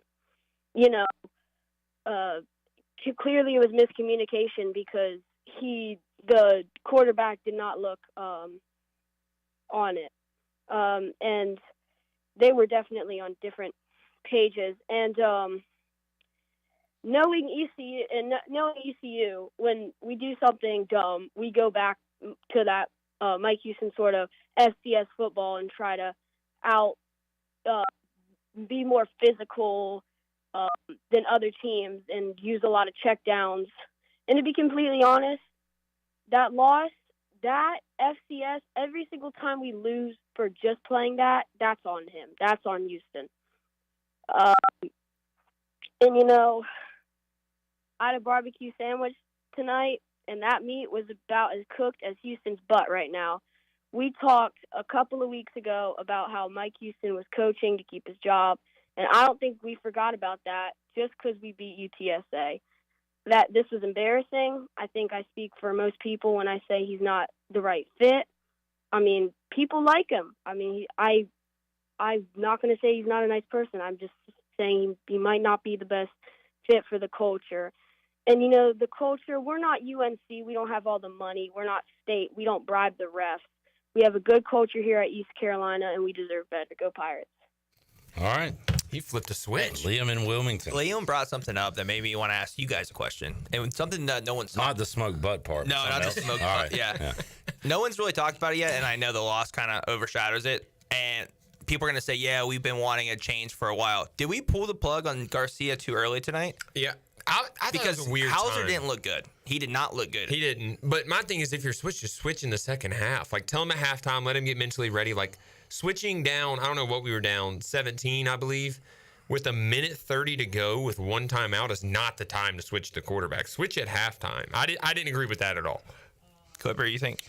At the time, I didn't think about it much. I mean, hindsight, yeah. I mean, hearing Holton's answer, yeah. But I've been waiting to see what Hauser could do with this team for a few weeks now. So I just know as a quarterback, it's like, what are you going to go check the ball down 4 times? Like, they're going to be playing straight prevent coverage. Like, you can throw a screen. And then, like, we go out there and try to run a corner route. I'm like, they're dropping everyone back. Why are we, like, if you're going to do it, then run check downs, run screens. At least let them get, like, go 5 for 5. Well, that's what I was thinking. 10 yards. The second throw was like an easy throw. Yes. I thought maybe they were trying to get I would them understand that. warmed up or whatever. But then that's just inexperience of an offense coordinator of just saying, let's just keep trying to run the offense. Like, you're probably not going to score there. Best case scenario, you get in field goal range. I know ECU's not going to score there because we can never go down the field like that and score. So. Yeah, so it's like, just if you're going to put him in that situation, just let him get some completions. Caden, is that what you're thinking? Yeah, I was thinking the same thing. I was thinking at halftime, kind of what you brought up, and we were all wondering. I think everyone listening tonight was wondering what's Hauser going to do. I mean, Garcia is underthrowing everything still. He's throwing up no touch on the ball.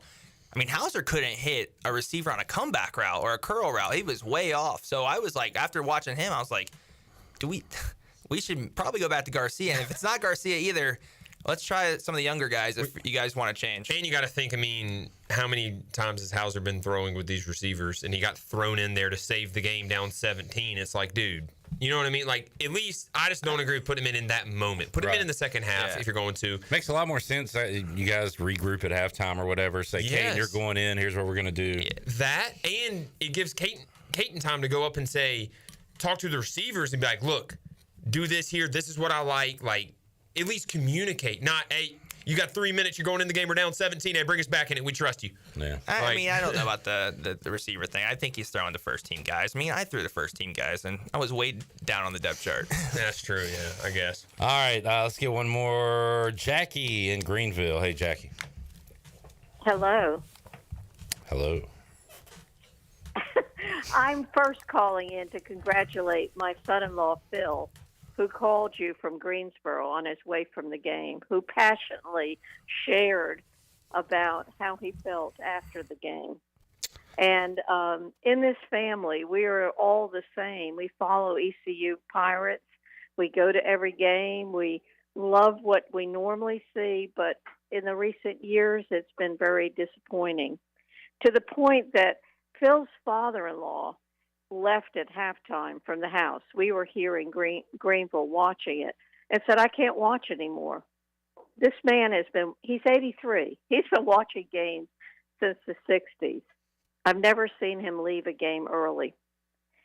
It's to a point that our passion is there, but we're not seeing it on the field. And although I am one that is always against firing coaches, I have a background in actually being in sports and having had a husband that was fired. It's not comfortable, but change needs to happen. And it's to the point that it's hard to keep following a program at a critical time in sports right now. and seeing what's happening on the field. I agree with some of the other callers and also even the previous conversation that there seems to be a disconnect, a willingness to win, but not sure how to get it done. And I'm not going to go and try to call X and O's and figure out where the real problems are. But I think a change is needed. And I hate to call for that, but I think it's time. Well, Jackie, good call. And following up a good call from Phil, I believe. I think that was Greensboro Pirates earlier in the show. Two very passionate Pirate calls here on this Saturday night. Well, Jackie, I too turned the game off early. I turned it back on. I did listen. I went outside and watered my hydrangeas. They scored one time. And I went back in. So I understand. I don't know if it was your father or grandfather, but understand where he came from as well. Thank you, Jackie, for the call. 317-1250. Is that the birthday boy, Chris Floyd? Is that the DB, Drew Dotter? Yes, sir. Is that Ben and Aiden? I don't know who that is, but I bet he's cool too. We'll get to Chris, Ben, and Drew Dotter and your calls when we return. 317-1250. We're back on the U.S. Cellular Fifth Quarter Call-In Show after this.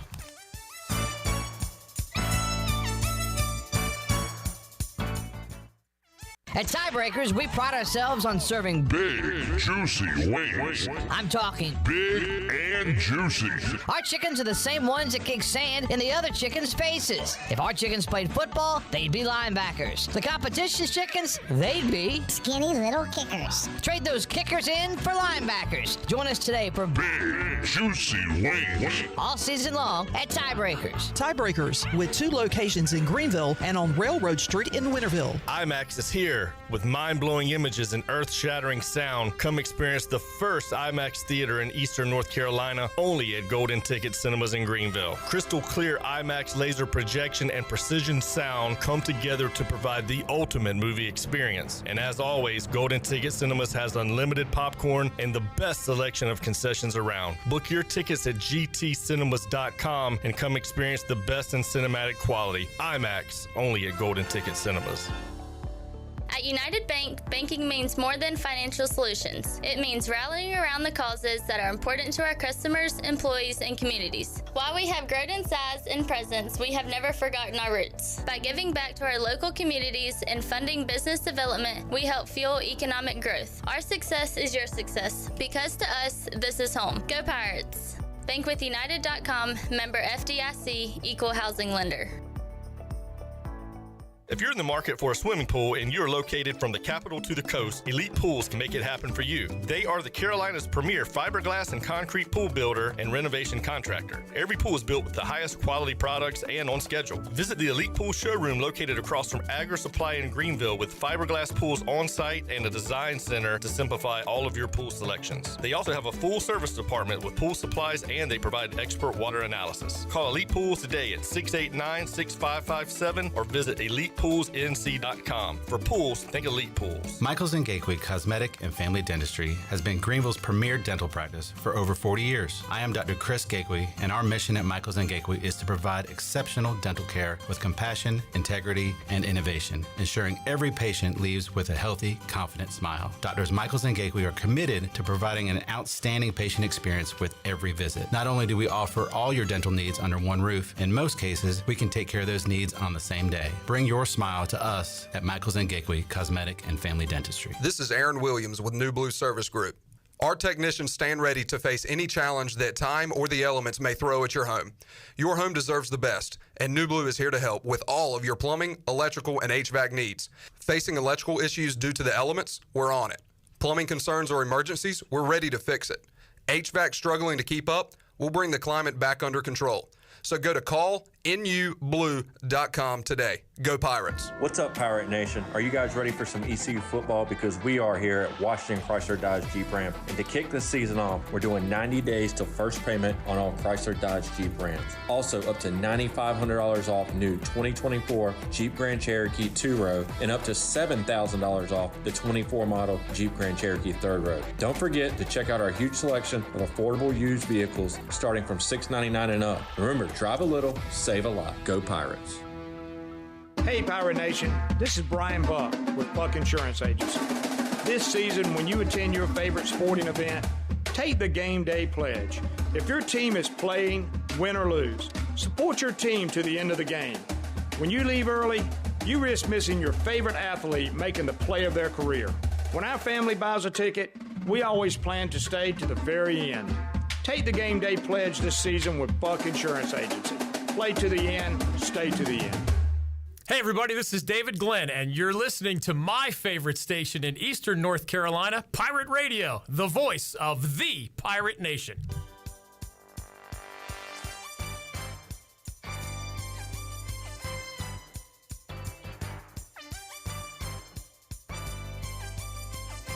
You're listening to the U.S. Cellular fifth quarter postgame call-in show. Here's Clip Brock. All right, 317-1250. Now, with the Pirate Radio scoreboard, here's Shirley Rhodes. Give me just a second. Let me do the scores, and I'll hand it right back to you. Of course, as we talked about earlier, Vanderbilt survives and upsets number 1 Alabama 40-35. That is a final. Games going on right now. In the second quarter, it is Clemson leading Florida State 17-7. Utah State is trailing Boise State 35-17 in the second quarter. Arkansas holding on to a 3-0 lead over Tennessee in the second quarter. Washington has jumped out to a 14-0 lead over Michigan in the second quarter. It is USC 7, Minnesota 3 in the second, and Baylor leads Iowa State 14-3. And that is a look at your Buccaneer Music Hall scoreboard, brought to you by The Buck. Is your beacon of music in the land of pirates. They have all the fun you need for your Sunday fun day. Kick off the day at The Buck with the largest 4K screen in Greenville, along with 18 TVs, so you don't miss a game. And they do a weekly jersey giveaway that starts at 5 o'clock. Score every Sunday at The Buck. Now let's head back into the U.S. Cellular fifth quarter. Here's Clip. Here I am. There is Shirley. We got Jarrett. We got young Cole in the house. Appreciate y'all's assistance. Holt Nailers, Caden Norman, and all of you as well. Got Navy play-by-play man Pete Medhurst checking in on YouTube. He is a fan of the U.S. Sailor fifth quarter call-in show. And I think that says a lot about Pirate Nation and our fans and what you guys bring after each game, the passion, the anger, the joy, no matter win or lose, you're here with us on the fifth quarter. We appreciate it. Cole, another Cole, is hanging on. Drew, we'll get to you, buddy. Ben, right now we'll go to the birthday boy, Chris Floyd. Happy birthday, Chris. How you doing, man? Hey, man. Appreciate it. Hey, so I've been down here in Montgomery, Alabama for a while on assignment, which Shirley knows well. So for my birthday, I decided to go over to a local bar here, and knowing that I could not watch the game on TV because you had Alabama and Vandy on one TV and Georgia and Auburn on the other one. So, of course, I was watching the game on my phone. And when it was 14-0, and, of course, I'm sitting there in the bar with my T-shirt on, my ECU State T-shirt on, and never thought that I'd have people from the SEC walk up to me and go, hey, what game are you watching? I'm like, oh, ECU and Charlotte. And when it was 14-0, the first thing I heard was, y'all are losing? And then as the game continued on, when it got even worse, it was, what happened to your program? Now, understanding I got Alabama fans and Auburn fans, no Georgia fans to be seen, of course, because I'm in the middle of Alabama, but it just opened my eyes to the fact that we have the notoriety, we have the recognition, people know who we are, and even though we're not a huge program, people actually care. And one other guy actually said, what are y'all going to do now? What's going on? That's where we are right now, guys. I mean, the fact that I've got SEC fans looking at me and going, what in the world? People follow us. They have followed us for quite some time. And now we're sitting here. We've lost to UNC Charlotte twice or 2 years in a row. That's the bucket we're sitting in. And it's not comfortable. And being in the middle of SEC country with fans looking at me and saying, hey, you're the only one in the bar who we don't know who you're pulling for, but yet we know who you're pulling for now. What's going on? So I'll get off the phone and let you guys discuss. Yeah, I think veteran, very knowledgeable football fans across the country know East Carolina from better days. I think there's a big group of people that call it Eastern Carolina that don't know if it's in North or South Carolina. I think it's hit or miss depending on who you're talking to. But nice to hear that they were shocked we were losing to Charlotte because, again, we were favorites and we all thought we were going to beat them today. And Holden said one of the problems is maybe the players thought that too much today. I think so. And he made a really good point there. And, like, it does make you feel good when he says that, but it also makes you feel bad when he says that. But, like, so I've played football all over. I mean, I've went across the country to Seattle. I've played in Lambeau Field. Like, I've played everywhere. And people do know ECU football. And I think that's a good thing. Like, we are known for having passionate fans with a good football team, like in the South and Eastern North Carolina. Like, we have what it takes to win here. We do not need to settle for anything other than winning here from now till forever. And if we're not winning here, then we got to figure out what the problem is, because we have the pieces to win here. NIL is a new world now. Transfer portal is a new world now. But we got to find guys that believe in Eastern North Carolina, that believe in ECU, that believe in Pirate Nation and want to stay here and build a life here. We don't need guys that transfer in for 6 months and will never come to Greenville again when they leave. We need guys that care about ECU, that want to be here and want to win here. Is that even a thing anymore, though? Like, let's be real. Seems like Charlotte's finding it. I don't think I don't know about that. I think it's for the money, too. But we talked about that a few times. Like, I think that era of college football might be dead. I agree a little bit on that. For the most part, it is. But we're not competing with the Texas that are giving people $1 million anymore. Like, the NIL stuff, we're competing. These schools aren't giving that much more NIL than I'm just saying, like, you can get guys that care about the program still, and we got to find that. We got to find a coach that makes it prideful to be on the program. Yeah, I agree. It does happen. It does fall on the coach, and losses like this, it does raise doubts across people across the locker room. We've been a part of some really, really bad losses. Yeah, and there's certain parts of the season, and we can say it now, that doubt does creep across people's minds, and you're like, oh shoot, do we have a team here? Like, what's the rest of the year going to look like? That's where culture is huge. And we've talked about it before on the fifth quarter. We've talked about it before on the podcast. That's where culture is huge. And those seniors who are there, Deontay, Rajay, Chad, Elijah Morris, Surad, like, those guys know what it means to be a Pirate. They understand what that is. They care about it. But, like, they got to step up. We've seen the videos of Zakai Barker saying stuff like he cares about being a Pirate. He's hurt right now, but, like, the question is who's on the offense other than Rajay doing that right now? And you bring up a point. We can't give up 50 whatever, but no Zakai, no Savone may have showed up a little bit this week. And talking about the defense, they play so well so often the last 2 years. It's college football, and college football, your defenses give up games. It's just you have to have an offense to match it. Yeah. When that defensive game comes, because every defense is going to give up big points. Look at Alabama tonight against Vanderbilt. It's going to happen regardless how good your defense is. The problem is we just don't have that yin to the yang.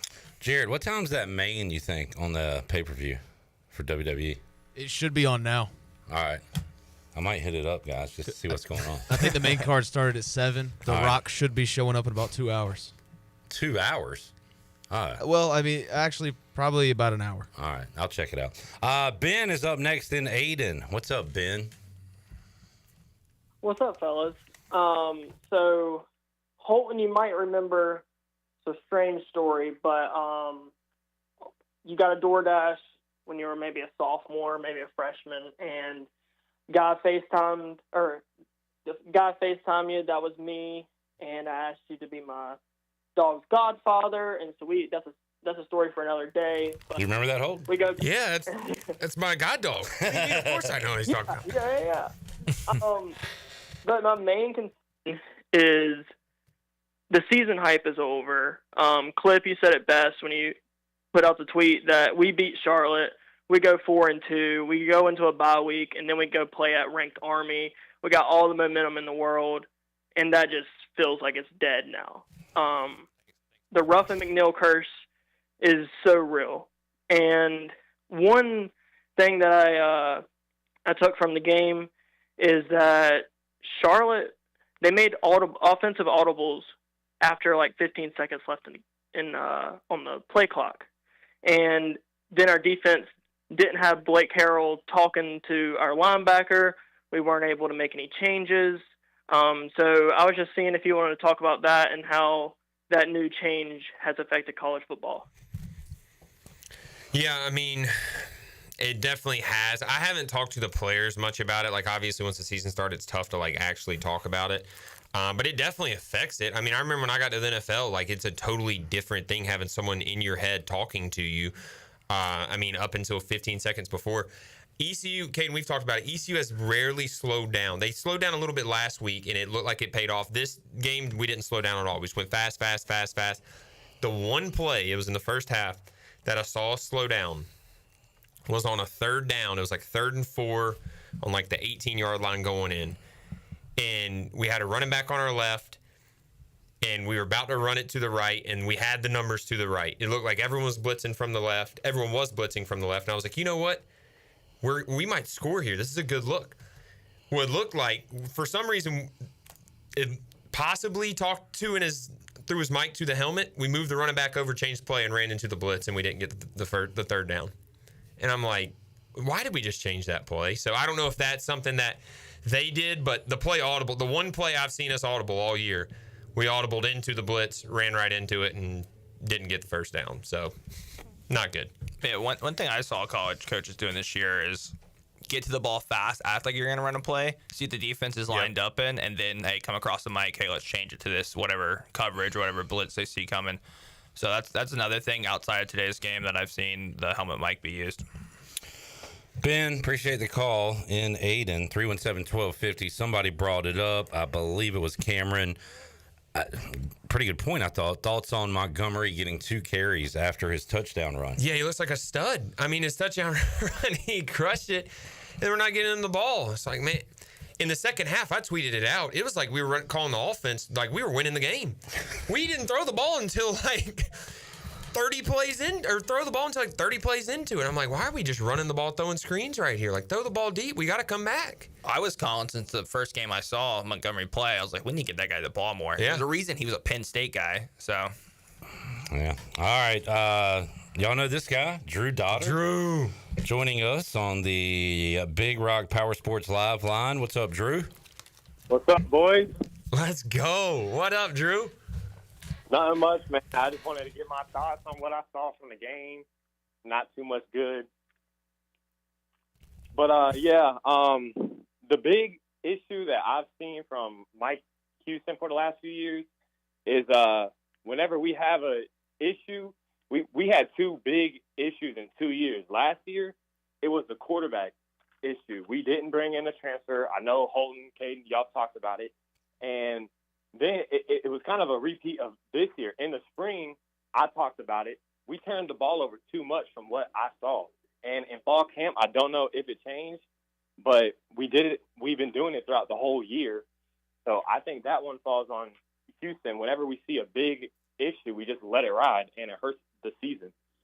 Second, I know, like, we get on the defense about giving up 55 points, but, I mean, they don't even have a chance. I mean, 3 and out, fast pace. They're on the field the whole game. Most of the year, they've handled that pretty well. But eventually, injuries are inevitable. Like, you're going to break down. Like, you can't just hold people to 20 points with your offense, either turning the ball over, which we've done more than any team in the nation, or just going 3 and out. So there's issues there. And the next thing is I just want to talk about how big of a loss this is. Like, in North Carolina, now, like, I'm questioning where do we stand in the recruiting, like, in the whole recruiting phase? Because Charlotte is a big mecca of high school recruits, and ECU gets a lot of players from Charlotte. And if Charlotte is beating us out recruiting-wise, like, what happens to the program? Like, are we dead last now? Golly. That's a hell of a point, Drew. I mean, Drew brought up 3 huge points. First, I said it earlier, I don't think Mike Houston knows how to recruit a quarterback or at least see what a quality quarterback looks like. I'll be honest, I really don't outside of you, and he inherited you. 2, defense, I think today the time possession was 40 minutes to 20 minutes in favor of Charlotte, and it's been like that all year. And great call out, Drew. The guys are going to eventually get beat down. They're going to get tired out. I mean, the offense just doesn't give them a break at all. And then, yeah, you're right. I don't want to say it, but North Carolina, I think we're the bottom one. We're obviously behind the ACC schools. We've lost on the field to App State and Charlotte, which would put us There's no one to blow us in the back of the line. Yeah. I mean, that's a great call out, Drew. Let's also give a shout out to Drew. He has a game tomorrow. He plays tomorrow because Drew plays on Sundays. He does play on Sundays. Who you got, Drew? I'm a D2 school called Anderson. We're only playing on Sunday because of the hurricane issue. Yeah. But typically we're playing on Saturdays. But I'm kind of happy I got to watch the football, though. And call in, man. So if the people don't know, Drew was the original producer of the Holt Naylor Show. He was a safety and DB walk-on at ECU, and now he transferred. So went and got a scholarship for himself. So shout out to Drew there. Thanks for calling, brother. Yes, sir. All right. Good to hear from you, Drew. Miss you, Drew. All right. 317-1250. Cole is up in Greenville. What's up, Cole? Man, first one of the night that couldn't hang on. You want to try Zach in Wilmington, Shirley, on line 3? Let's go with Zach in Wilmington. Zach, you there? Yep. How y'all doing? What's up, man? Nothing much. I just had 2 things I want to was thinking about. So I think Mike Houston can only afford to lose one more game, or he's going to get ran out of town, which I think is very deserving. But I was just thinking of some names. What would y'all think of potentially Garrett Riley from Clemson? I think you heard me say that earlier. That's what I think. Is there an echo, Caden? He's a good one. He actually was a GA here when Lincoln was the OC, actually. So I knew him decently well. He knows the East Carolina area well. But look, let's have those conversations when it's time. I love the coaching world too, because there was a time, was it last year, even early this year, where they're like, Riley could have been fired. Yeah, get him out of here. Now Clemson's moving the football score, and his name gets hot again. Yep. So. Yeah. And if we do get to that situation, just get ready. I'll bring out the whiteboard and everything like I did for the OC thing. I know not many people saw that. That was during pre-Holt Naylor's era. It was the OG. But I get really into coaching hires and statistics around there. So if it does happen, I'll be excited in a weird way. Mm-hmm. Oh, yeah, definitely. And second thought I was having, if you're the AD tonight all by yourselves and the decision's all you, are you pulling the plug on Houston or are you letting it ride through the season? Let it ride. Too much money involved. Too weak of a schedule. You don't know how the rest of the season's going to go, but that's as embarrassing as loss. And look, no matter, it could be to the point, completely honest with you, where after losing that bad to Charlotte, Drew made a great point. The recruiting thing is huge. If you can't recruit, you can't win. And you can't start losing recruits to UNC Charlotte. So they'll give them the rest of the season. I would imagine there's too much money involved unless they see a future in Blake Harrell as a head coach. That's the only reason I think they would pull it sooner. Yeah, I think it's hard. I think that's one thing, and I'll be honest here. It's hard for Holton to truly talk about because we both played for him. We do have a level of respect that, Pirate fans, they might get, they might not get. So, it's hard to actually come out against someone that you've sat down one-on-one with a few times. Full honesty there, not being PC at all. That's just full honesty. You have it's like a level of respect you have with a person. But I will say, you got to be honest with it. And that's why I've called out multiple times about the quarterback. But I also think you got to look, again, top-down AD, whole athletic program again. So the question is as well, the AD situation. All right, Zach. Oh, yeah, 100% agree with that. I would say I think firing Joe Dooley was one of the worst decisions I've ever seen in my life. But thank you all for having me. All right. There is Zach with the basketball take. Politics, baby. All right. Let's get one more before we take a timeout. Let's go to Sean in Sanford. Hey, Sean. Hey, yeah. I was listening to the show, and I haven't called in probably 2 years. Anyways, this question goes out to Holton. I know everyone's talked about Houston. I think Houston's gone after this year, but I'm glad I got to see Holton Naylor's play, by the way, as I'm sure a lot of other Pirate fans are, because I don't think we're going to have another good quarterback playing in Dowdy for a long time. But my question is, say Houston's gone, which I think he will be, and you get another coach, how hard is it going to be to get another quarterback as good as Holton Ahlers to play at ECU? Because right now I don't see any. If I was a young man, there ain't no way in the world I'd want to play football at ECU, but I'm going to pass my question off to Holton and see what he says. And I'm going to go off the air. I'll let y'all answer that one, but I will say there's a lot of things that I think could bring I mean, look, I'm a kid from Greenville, North Carolina also who grew up watching ECU, but playing in Dowdy's on Saturdays is a special feeling. Look, the fans truly care. I mean, it's obvious they care. But sadly, money talks now. I don't know if we'll get them, but y'all can answer the rest. I'm not going to sit here and talk about, well, they're never going to do that again, Cliff. I don't know if we're going to get a 4-year guy out of high school that is as good as Holton Ahlers. I do think in this portal world, there are a ton of guys out there that for whatever reason didn't get their shot or got injured or whatever that we could get out of the portal that could have a good year, a really good year or two. As far as getting a guy and having him as long as we had Holton, those days may have passed us by. But I think that there are so many options, and if we continue to build the NIL, whatever, I think we can get a guy that can produce here. I believe that. Yeah, as a quarterback, like this place is awesome. Like the fans, we all get it. That's awesome. Also, it's awesome if I'm like looking at transfer. ECU hasn't had a quarterback in 2 years. Probably going to go on 3 years. Like, this is a place where I can probably go in, start early. I see the guys they have now.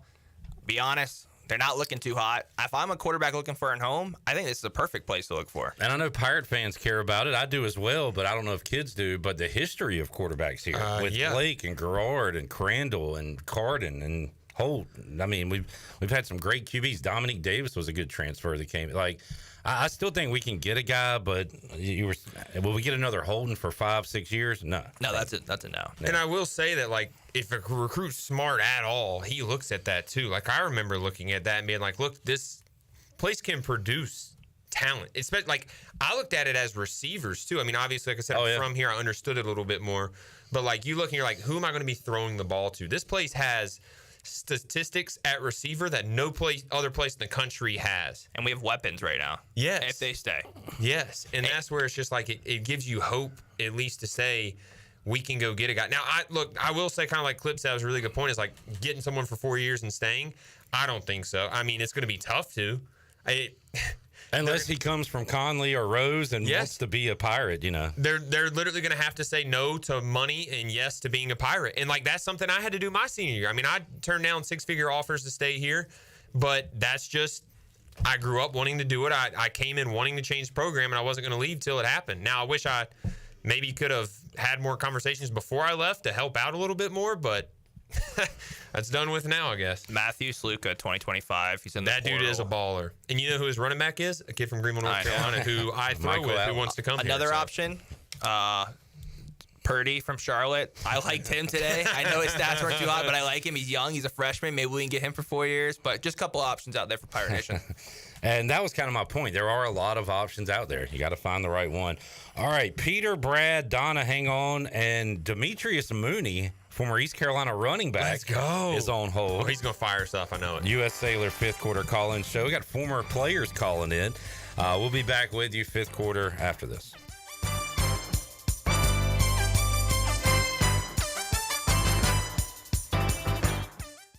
Country Mart has been locally owned and operated for over 40 years and is your premier country store serving the best cheese biscuits and country food around. Country Mart is open every day and has 2 locations in Bethel on Highway 11 and in Stokes on Highway 903. Both Country Mart locations are top-of-the-line fuel stations serving Shell gas, including 93 ethanol-free high-octane gas, which is the best for all you boat owners. Country Mart, fueling you up with great food in your engines with great gasoline. Go Pirates. Did you know that GUC's electric rates are the lowest in Pitt County? GUC's average residential electric bill using 1,000 kilowatt hours per month with load management is $21 lower than the investor-owned utilities and $34 lower than the local co-ops. In fact, GUC's average electric bills are still $10 lower than they were 10 years ago. Low rates with high reliability. That's the value of public utilities. That's the value of GUC. This is Captain Bo Brooks of Power Water Outfitters. When you're catching fish on the Pamlico, come to our place and pick up your Smithy cast ironware that'll sear your fish to perfection. We also have men's outdoor clothing, marshwear, Grundens, Duck Camp, and AFCO. We carry Bahio sunglasses and have all different selections of those. We are a fully functional fly shop where you can chase fish on the fly. We are Pirate Water Outfitters, 108 North Market Street, downtown Washington, North Carolina. Follow us on Instagram and Facebook. Go Pirates. Where do you find the best selection of pre-owned vehicles in Eastern North Carolina? It's DriveHereNow.com. DriveHereNow.com is a combination of 4 dealerships in Eastern North Carolina with a fully stocked inventory of over 200 SUVs, trucks, and cars. If you're looking to upgrade your vehicle or purchase for a new driver in the house, get shopping today at DriveHereNow.com. DriveHereNow.com, supporting the Pirates for over 47 years. Hi, I'm Walker Allen Volova, and I'm with CopyPro. CopyPro has been locally owned and operated here in Eastern North Carolina for over 50 years. CopyPro is the leader in office technology. Does your business struggle with keeping printing costs low or producing professional documents? Here at CopyPro, total satisfaction is our #1 priority. We have a variety of solutions to help reduce your printing expenses and make your business more productive. Call us today at 1-800-682-6558 or online at copypro.net. CopyPro, we are the professional office systems people. This is proud ECU alumni David Price of David Price Construction. As a leading general contracting firm, we specialize in commercial construction and renovation. Whether it's updating your office space, renovating your restaurant, or building a new retail store, our team at David Price Construction is ready to assist. We are committed to delivering quality, value, and customer satisfaction across all of our projects. So give us a call at 919-820-3612 or find us online at davidpriceconstruction.com.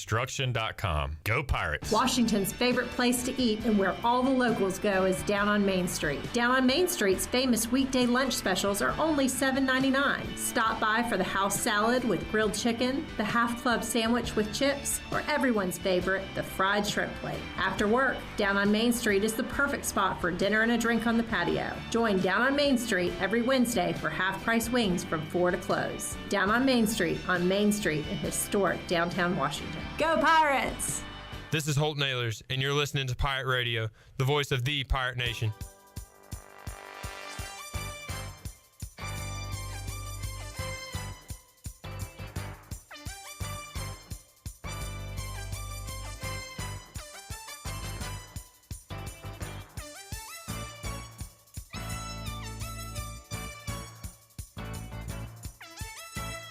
You're listening to the U.S. Cellular 5th Quarter Postgame Call-In Show. Here's Clip Brock. All right, back with you, U.S. Cellular 5th Quarter Call-In Show. Stay active and energized all day. With Celsius by your side, look for your favorite Celsius flavor at your favorite retailer and at ECU Games. Celsius, the official energy drink of Pirate Radio, proudly distributed by the Minges Bottling Group. Shirley Rhodes, J-Bone, Cole here. We got Cade Norman and Holt Nailers inside the Pirate Radio studios taking your calls. And we've got Donna in Kannapolis on the Big Rock Power Sports Live line. Hey, Donna. Hey, guys. How are you? Doing all right. How are you? I'm doing okay. Was doing better last weekend. We won. I got engaged, had a whole bunch of stuff happen. So, got great. Then feel like I just got hit by a tractor trailer from this game. Kind of sound like it, too. I've been screaming my lungs out. But I wanted to bring up something. I know it may have been mentioned, and I've only been listening to the post-game show a little bit since getting home. But, I know there's some blame here on all sides, right? Players, coaching, all of that. People are mad. People have the right to be mad. I don't blame them. But, I saw one player, number 5, I don't know his name, but he has a really cool tattoo on his leg, 828 area code. We just had one of the worst natural disasters to hit the United States, and who knows how long, and who knows who these players are connected to. We don't know what they've got going on in their personal lives, but I just wish that some people would probably take that into consideration and give them a little bit of grace, that we don't know who these people have loved ones' wives, out in this area. When just looking at the roster, we've got people from Georgia, South Carolina, to North Carolina, all these areas that might have been affected. And, just having that alone and then having this hit too, I'm sure they're not happy either, and having to go through this, God knows what else. So just kind of have a little bit of grace there. But either way, still a rough one tonight, but still a Pirate. And I thank y'all for what you do. Have a good night. All right, Donna. Appreciate the call. We bring that point up in different ways sometimes, that they are humans and you don't know what's going on. That's a good point. I don't think anybody's gone after the players. I don't know if she was saying that necessarily. But I mean, shoot, in general, when you lose, man, it feels like Caden, you know this too. I mean, obviously I was from Greenville, but in general, when you lose, especially a game like this, like those players are feeling horrible. Everyone involved is feeling horrible. Fans are feeling horrible. So yeah, that is a good point. That, I mean, they don't like it just as much as we don't, but I guess we're fans now for a reason, and that's what fans do. So Pete Carroll always said fan obviously means fanatic, and that means you're crazy about it. So Jenny just sent me a picture from the game. Love Miles Berry. Holden. Yeah. Who else is any of them? DeMel, D'Lo, Jared Gardner, those are all alums. And I think Sneed hit me up. He went to the game. I think Big Noah Henderson went to the game. There was a good group. Ryan Jones went to the game. So yeah, there was a lot of recent ECU alum now too that I know are huge Pirates. We're in a group chat. My class who came in together, I mean, the thing has 500 messages each game. So I need to catch up with Miles Berry. Is he a millionaire yet? He's on the way to it. Smart dude. All right. Speaking of former Pirates, we got Demetrius Mooney in Charlotte joining us on the fifth quarter. Demetrius, how you doing, man? Man, I'm doing phenomenal, man. I am fired up. I'm pretty disappointed in my Pirates. Yeah, you and everybody else, Demetrius. Demetrius, what's up, brother? What's up, man? It's good to see you doing good things. I just want to be brief. So I think essentially the points that I want to just point out, kind of like Drew Dotter did, I think the records are going to really hinder the recruiting process for East Carolina. I was a big Coach Houston guy, coming from James Madison when he first entered in 2018 with a record at James Madison of 37-6. Now standing today, his record at East Carolina as the head coach is 24-34. So, I mean, that's very different. And I think that the biggest problem with Coach Houston and the recruiting and just the winning difference is essentially the portal. The portal, to me, was to establish a cultural change, to bring in guys that had experience, so the players that were undeveloped and the guys that were coming in could kind of learn from them, and they could fill in those certain spots that were weakened, and you could kind of continue to run with the culture you already have established. Well, I believe that Coach Houston has began to contribute to the finesse football, which I don't think that he's necessarily a finesse football coach, minded type of coach, and it's came to a point where it's biting him in his tail. Speaking in my perspective as a former player of his, I just feel like it's a thing right now where he's just not developing his players right, and I think it's just going to be a thing of either he's going to have to start developing his players and allowing those players to get those reps so they have that game experience and not just throwing them in the fire, or either they're going to have to get them out of there. Wow. I mean, I feel like you hit on, like, the transfer portal thing is a huge thing. You see different people, different programs doing it different ways. Like Charlotte, they said tonight, those announcers were horrible, first of all, but they did say that Charlotte had 71 new players. So, like, there could be some coaches that are so good at culture and teaching culture that they can bring in a ton of guys. And then there may be some coaches that can't bring in 70 guys. They might only need to bring in 20 guys. Like, they might need to split up the high school and, NIL or transfer portal class. I think every situation is different. And, like, obviously, Mooney, you know that, like, I mean, you have firsthand experience. We all do with Coach Houston. And, like, he is a guy that can make you, just like you, Mooney, and you talked about him recruiting you and making you believe when you were a recruit, when you were younger in high school, and developing you. And then me and Caden have had, these conversations all fair. It's like, we know Coach Houston was a good coach prior to transfer portal and NIL. Like, is this the best fit for him with the new world of college football? It's a new world for him. And I think you made a really good point there, Caden. What do you think about it? No, I think it's a good point. College football has changed a lot, and can coaches adapt? Can fan bases adapt? It's both of both. And I agree with 100% of the point both of you guys made. And Mooney, it was good hearing from you. And I know your son's a little older now, but congrats on the son. I know I haven't seen you in a long time, but congratulations on that. Appreciate that, man. Appreciate that. Trying to change him up right, man. He has a good dad to do that, so he'll be good. Hey, appreciate you calling in, Demetrius. Hope we hear from you again this season. Yes, sir. All right. See you, brother. Former Pirate running back Demetrius Mooney joining us on the U.S. Cellular fifth quarter call-in show. We now go to Brad in Charlotte. What's up, Brad? Hey, how are you guys? Doing all right. I know you guys have had a long night hearing some rants, but I got a slight rant. It's not too hard for you. Okay. All right. Yep. One thing I want to address here, I gathered 21 possessions between UTSA and Charlotte, and I want to read off the time because I heard you guys mention the hurry up, and the hurry up is baffling me. So these are the times: a minute 47, a minute 35, a minute 32, 2 minutes 42 seconds, 53 seconds, a minute and 2 seconds, 52 seconds, a minute 30, 35 seconds, a minute 15, a buck 41, a minute and 22 seconds, a minute and 29 seconds, 2 minutes and 46 seconds, 39 seconds, 44 seconds, a minute 36, 20 seconds, and a minute and 9. Yeah, unfortunately, a lot of us can relate Dang to it, man. that. You're calling us out right now? That's tough. To those numbers? Yeah. Those are real numbers. 21 drives between the last 2 weeks. Man. I just do not understand, and Holton, maybe you can attest to this. What are we doing running the hurry up? I mean, John David thinks he's first team all TCU. What is going on here? I'm not trying to rant, but how are you supposed to win games when you're running Rajee Harris up the middle for 2 yards and you think that that's going to fool anyone and you gas your defense back on the field? They have the graphics up today, as you guys saw. Can someone just explain their reasoning behind it? That's what I was saying. Like, if you could go back, I would love to see, and I'm going to break down the film. I wish I could have the full game film.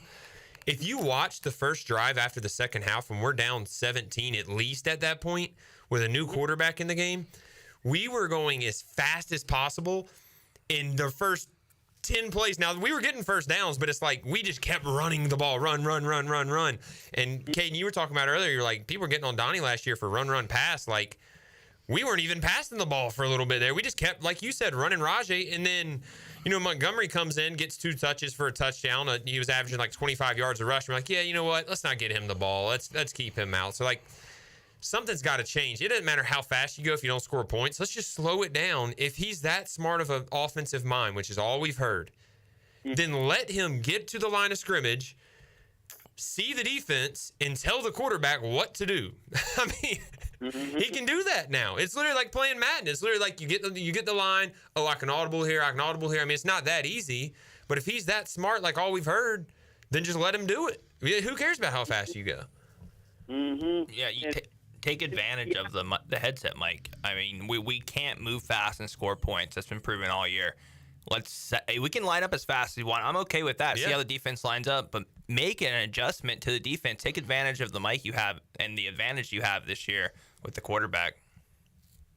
And then, guys, I got one final thing for you. I want you to rate my Mike Houston impersonation 1 to 10, if that's cool. That's cool. All right.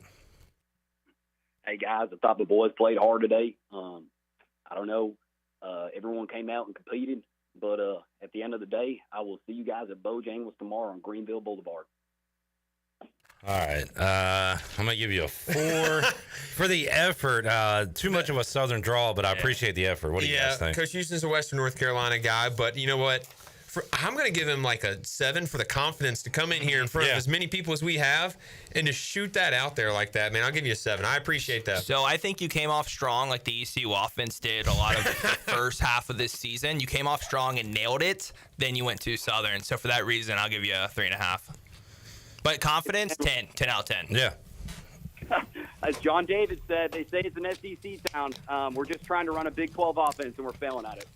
All right. Good call. Who has an amazing Coach Houston impression is Demetrius Mooney. Just about one call. Yeah. Call back, Demetrius. We have over 400 more viewers than we have likes at the moment. I would really love to see that like number go up. So hit the thumb, hit the subscribe. Appreciate y'all. And that's all we ask of you if you are watching on Pirate Radio TV. And give us a share if you want as well on Facebook. All right, we go to the Grimesland, and talk to Peter. Hey, Peter. Hey, yeah, how you doing tonight? Good, how are you? I'm doing good. Thank you. I just don't know about the ECU offensive line. I watched the Conley game last night, and I'm just not sure about this line. What do y'all think? Let me get the rushing numbers. Well, I guess we'll have to. You don't take away the 48-yarder by Montgomery, but that one certainly helped out the stats. First of all, we talked all week about how this Charlotte team cannot stop the run. East Carolina tonight, 148 rushing yards as a team. Charlotte giving up just yards to everybody this year, and maybe it's because we got behind, but again, I thought tonight we could really see the run game open up. Yeah, I mean, the offensive line, I mean, we knew it going in. The offense was supposed to protect them. So, Peter, man, shout out to Grimesland. I'm a Grimesland boy myself, so I don't know if we've ever met or not, but shout out to you. Oh, yeah. All right, Peter. Anything else, man? No, I just hope next week's better for the ECU line. Well, next week's going to be good because we're not going to be here. We got a bye week, Peter. So we're going to be all right next week. All right. Thank you, Peter. Griff Ehlers on YouTube says, Holden, go in there and be the leader you say you are. Finally, somebody calls your ass out. Shout out Griff. He needs to call in. The funniest Ehlers, I believe. I think my fiance Grace would agree. So, Griff, call in. All right, 317-1250. Jamie says, Caden, why are you laughing? You going to share it with the group? Why are you laughing? My girlfriend texted me. Do you want me to share what we texted? No! I don't think you want to know that, Jamie. You were talking about the numbers earlier, Cliff. That's what you're talking about. It sounds familiar. Did you say it sounds familiar? I know. She did say that, actually. Daniel, Jay, and Graham will get to you when we return at U.S. Cellular 5th Quarter Call-In Show, 317-1250. We'll be back with more as Shirley writes down. Hey, how about this? How about we do a quick scoreboard? Shirley, it's weird score Saturday all of a sudden. Arkansas 3, Tennessee nothing. Clemson is beating Florida State. What's the Washington? Let's see. Washington is ahead of Michigan 14-10 at half. Caden, you've been watching, I think, Minnesota USC. That's 10-10 at the half. I know. Weird stuff going on tonight. And that Fatu guy just power bombed Cody Rhodes. We'll keep you up to date on that as well. On the Buccaneer Music Hall Scoreboard presented by Da Buck. We got more of your calls after this.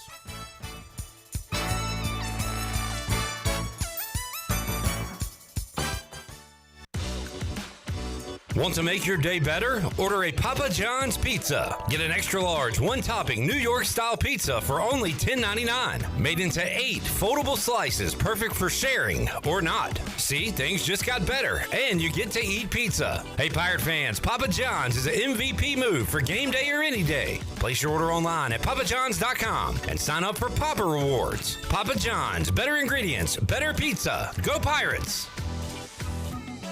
I'm Caleb Stroud, the founder of Stroud's Marine. I grew up on the water and I've loved boating my entire life. In 2012, I decided to give back to the marine community by creating a way for boaters to order pre-owned salvage marine parts online. Stroud's Marine was born to offer incredible prices and unparalleled customer service. We stand behind every part we sell, and our mission is to save you money and get you back on the water as quickly as possible. Visit StroudsMarine.com today for more information. Stroud's Marine, your best source for salvage outboard parts.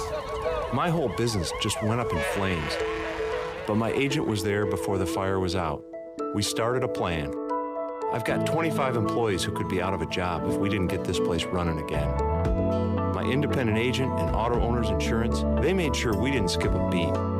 I mean, we didn't miss a single payroll. That's incredible. For whatever lies ahead, we're always there. This is Jeff Gibson with Town Insurance in Greenville. Call me today at 756-8300. Go Pirates! This is Dr. Chris Barsani from Orthopedic Season Sports Medicine Center. Our practice has been caring for the athletes at ECU and the residents of Eastern North Carolina for more than 35 years. Whether it's treatment for your sports injuries or it's time for that joint replacement, Orthopedic Seats provides the latest in operative and non-operative orthopedic care. We also offer on-site physical therapy and MRI services as well as walk-in urgent care on the weekends from 10 a.m. to 2 p.m. Call us at 757-BONE or visit us online at orthoeast.com. Go Pirates. The price is always right at Doug Henry of Greenville. Doug Henry of Greenville has over 300 vehicles to choose from and brand new inventory arriving daily. Doug Henry is easy to find on the corner of Greenville Boulevard and Memorial Drive and always online at DougHenryGreenville.com. This month, Doug Henry is giving back for Breast Cancer Awareness Month, and with every vehicle purchased, they will donate $100 to Eastern North Carolina Cancer Services. Doug Henry of Greenville, right on the price, right on the corner. Go Pirates! There is road work outside, but plenty of food and fun inside at Fish Street Hardware in downtown Greenville. Park right across the street and make your way in for a great lunch today or drinks with friends. There are over 40 beers on tap and plenty of new specialty cocktails to choose from. Don't forget about Singo on Tuesdays, trivia with DJ Captain Morgan on Wednesdays, local artist live music on Thursdays, and the best Sunday brunch starting at 10:30 a.m. Be sure to follow Fish Street Hardware on Facebook and Instagram for all the 411. Go Pirates! Need cash fast? National Finance Company is here to help. For over 50 years, National Finance Company has been the small loan specialist with loans from $1,000 to $5,000 with low payments to meet your budget. We're in the business of getting you the cash you need today. Apply online for a loan at one of our convenient branch offices and get your money as fast as today. It's easy. Get the cash you need. For extra cash, visit nfcmoney.com. This is Chandler Honeycutt from Pirate Radio Live, and you're listening to Pirate Radio, the voice of the Pirate Nation.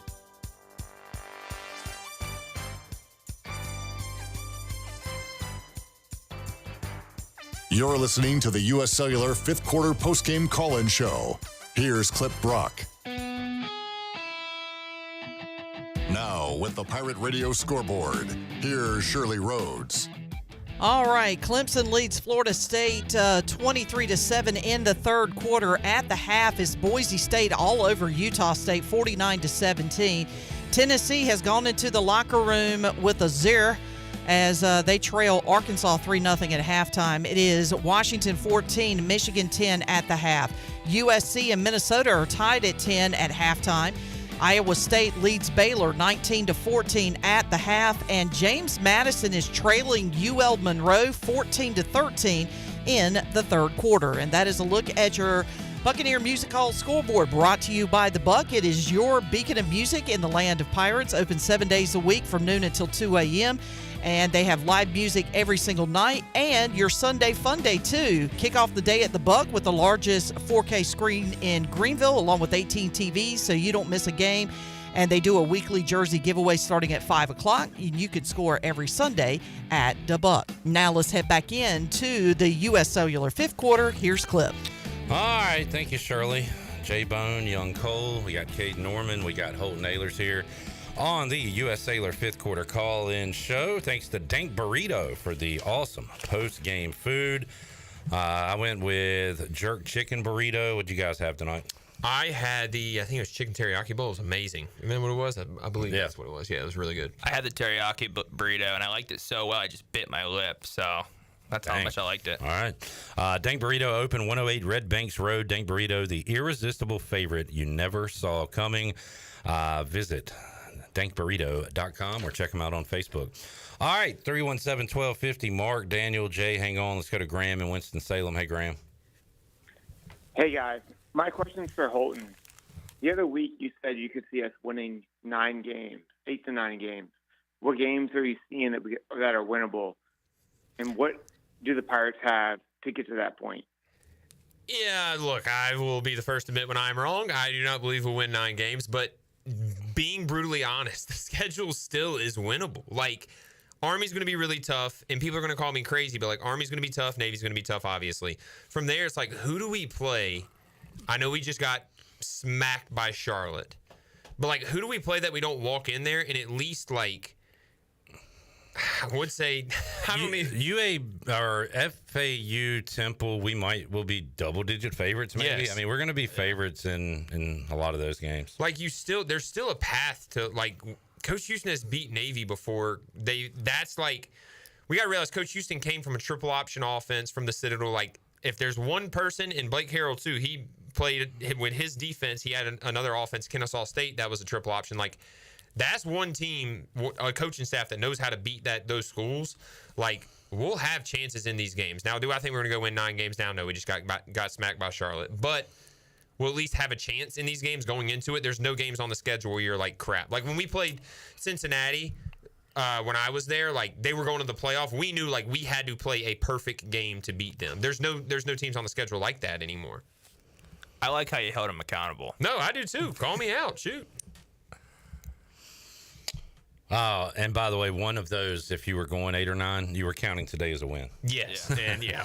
And I see people saying we were favorites today. And sure, it doesn't guarantee a win. I'm just saying we're going to win more games this year. We're not going to go winless. We are not going into any games as a double-digit underdog other than maybe literally Army now. And realistically, if you look at the schedule and the players we had, I mean, you saw us winning that amount of game. If you realistically looked at it, without the dislike of Coach Houston, without whatever your dislike opinion is as an ECU fan, I mean, it realistically looked at as a path potentially to be there. Well, today changed things, though, so I'll be the first to admit it. All right, Graham, thanks for the call. Thanks. 317-1250, Jay is up next in Greenville. Hey, Jay. Hey, guys. Y'all hang on to your seats a little bit. I got a lot to say, so... despite all that's been said already, but really worried. I tell you what. I mean, I hadn't called in this year. I've been trying to be good and listen to other callers and be patient. But I've been going Pirate football games since 1975 when I was 5 years old, and I've seen a whole lot of good things, ups and downs, and highs and lows, and I said last year, Ed Emery made a comment one time. He said, loving ECU football is like loving a woman that don't love you. It'll break your heart every time. And that's, unfortunately, that's what we keep seeing over and over is heartbreak. But I'm worried about where Pirate football is going, what our future even is. I mean, the landscape is changing, but I mean, if you look around right now, you've got Northern Illinois that beat Notre Dame, and they average 9,000 fans per game. 9,000. Last October, I think, is when the NCAA changed the minimum requirements for teams. So I mean, you've got them with 9,000 fans. Charlotte. 15,000 fans. Today they had 17. Tulane. We used to go play Tulane all the time in a half-empty Superdome. Be lucky to have 2,000 fans in there. Now they've got a little small stadium that seats about 30,000. But you can go click on there and you can buy all the tickets you want for $1. $1 to get in a damn football game at Tulane. That's a private school. They're throwing private school money to make up for the difference. But we don't have that kind of money at ECU. And we've chose to put our money into bad places. You know, we've built the Town Bank Tower, and we've done other things.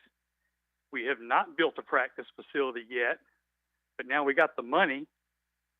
But I think I heard Holton make the comment not too long ago that, I mean, if you're a player now, what would you rather have, the money in your pocket, or would you rather have the ability to say, hey, I get to practice when it's raining, I can go indoors?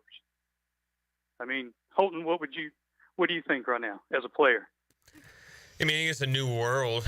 If you're ECU, you take, if someone wants to give you money, whether it's NIL or, Pirate Club, you take it whatever way you want it. But, yeah, I mean, it is a new world. Not to be completely honest, and Kate, as former players, like, you hit it perfectly. And I'm sure I have said that before because that's kind of how I think. It's like this isn't how I would think, but I'm just saying players in the portal or recruits, big-time recruits and big-time portal guys.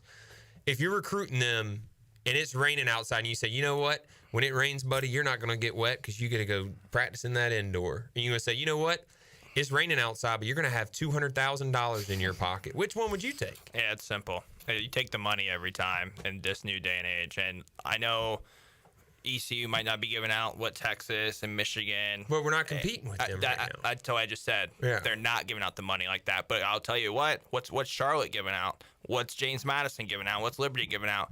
They might be beating us these days. And I know they have the indoor, but we're not winning right now. So I think I know we went down this and people didn't like half the comments I had, but I think you put the money in the players right now because a player doesn't care, especially a lot of players. I would say 50-50. A lot of players come from good families, middle class, upper income families, and you got the other half that might come from lower income families. And the money makes a difference for them. I don't care if it's $50,000, $20,000, $100,000. That money changes lives, and that's why the players take it. 100%, and it makes sense. And look, at the end of the day, the real world answer to that is, like I said, begin with, if someone hands you money, you don't care where they hand it. You just say thank you and take it wherever they want to put it, and that's the answer to it. But if hypothetically, if you're saying indoor, if you're asking a kid if he wants to practice in an indoor or have $200K, what would you say? I think everyone knows. I practiced in the rain and I didn't get $200K, so I mean, we practiced out there for free. Yeah, you did. Well, and we gotta change the way we do business and the way we think. For the App State game, my son's a student here, Jackson. I think Holton, Jackson. Yep. He's in Student Pirate Club. He had to pay $80 so that his girlfriend that just graduated last year could come sit with him at a game. And if she wants to come in a game in November, all she's got to do is bring a can of soup to a can drive, or have me buy like a staff $10 ticket, and she can go in and she can probably sit anywhere she wants. She can probably sit right in front of me on the 40-yard line in the purple seats because nobody will be there. And so we make it so hard sometimes as a pirate club, as a administration. And I think this gets to what you're talking about too, Holton, is we got to blame every damn body. But what we're doing ain't working. What we're doing is not working.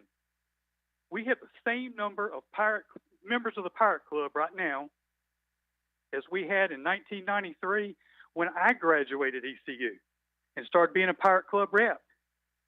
We haven't grown our Pirate Club. I mean, back when we were trying to get in the Big East, we started the Student Pirate Club so that we could count them in our Pirate Club numbers.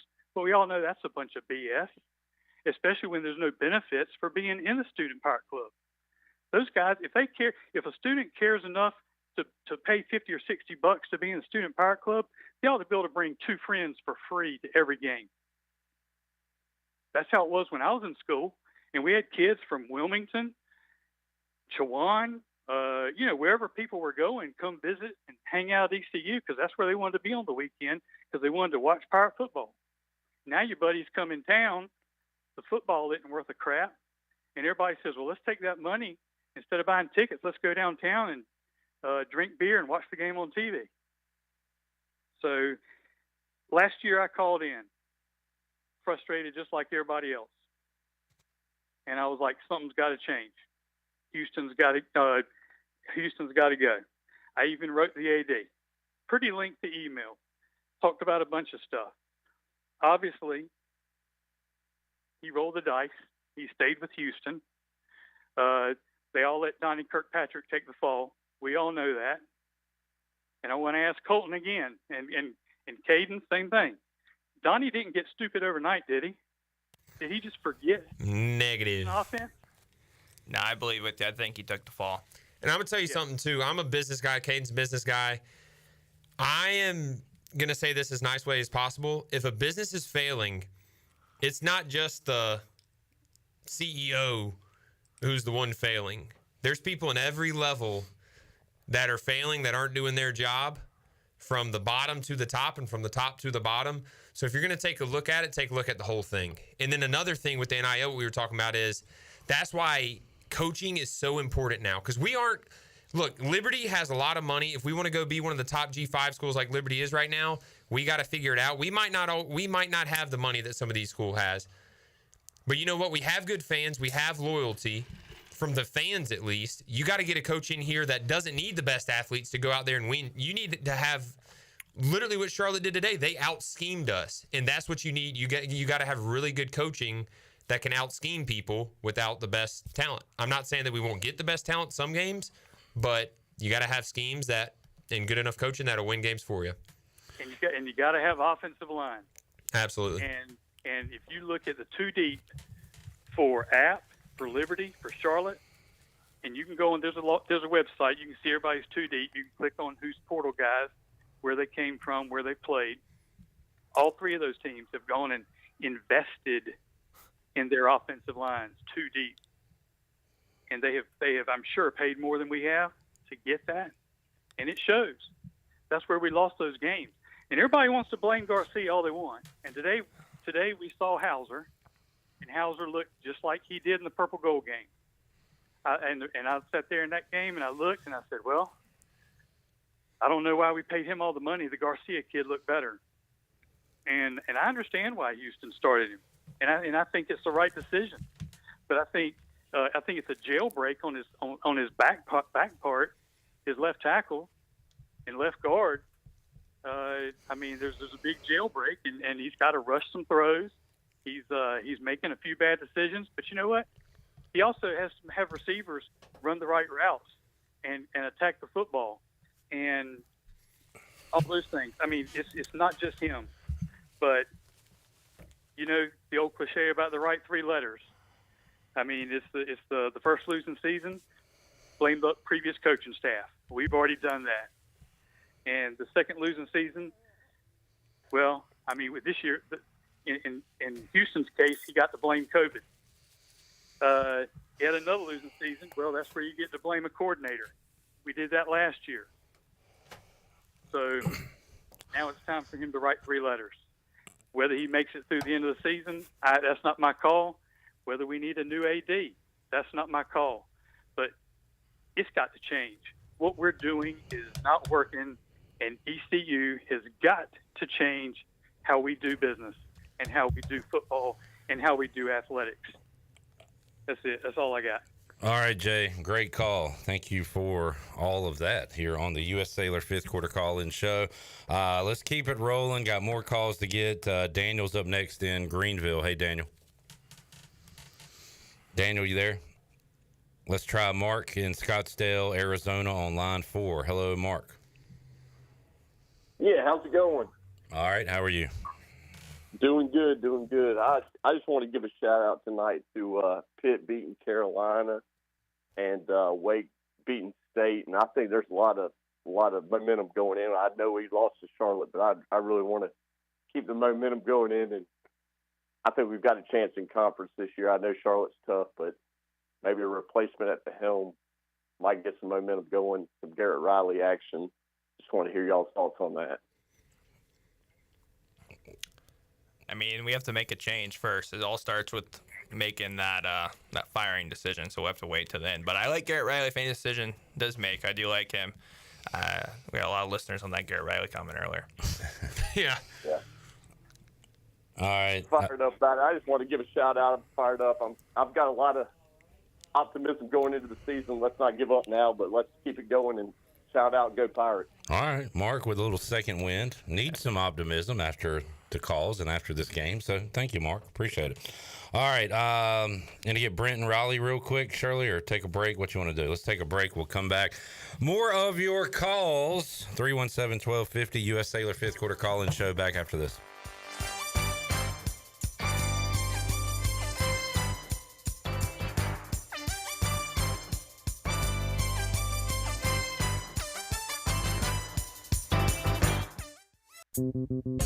Hey Pirate Nation, Dank Burrito is coming to Greenville. Everyone loves a good burrito, but they're always the same basic flavors. Basic is boring. Dank Burrito is not your basic burrito joint. We use global flavors and fresh to death ingredients to make new kinds of burritos, bowls, and tacos you never knew you'd love so much. Dank Burrito is the official burrito of the ECU Pirates, 108 Red Banks Road in Greenville. Check us out at dankburrito.com or on Facebook. Go Pirates!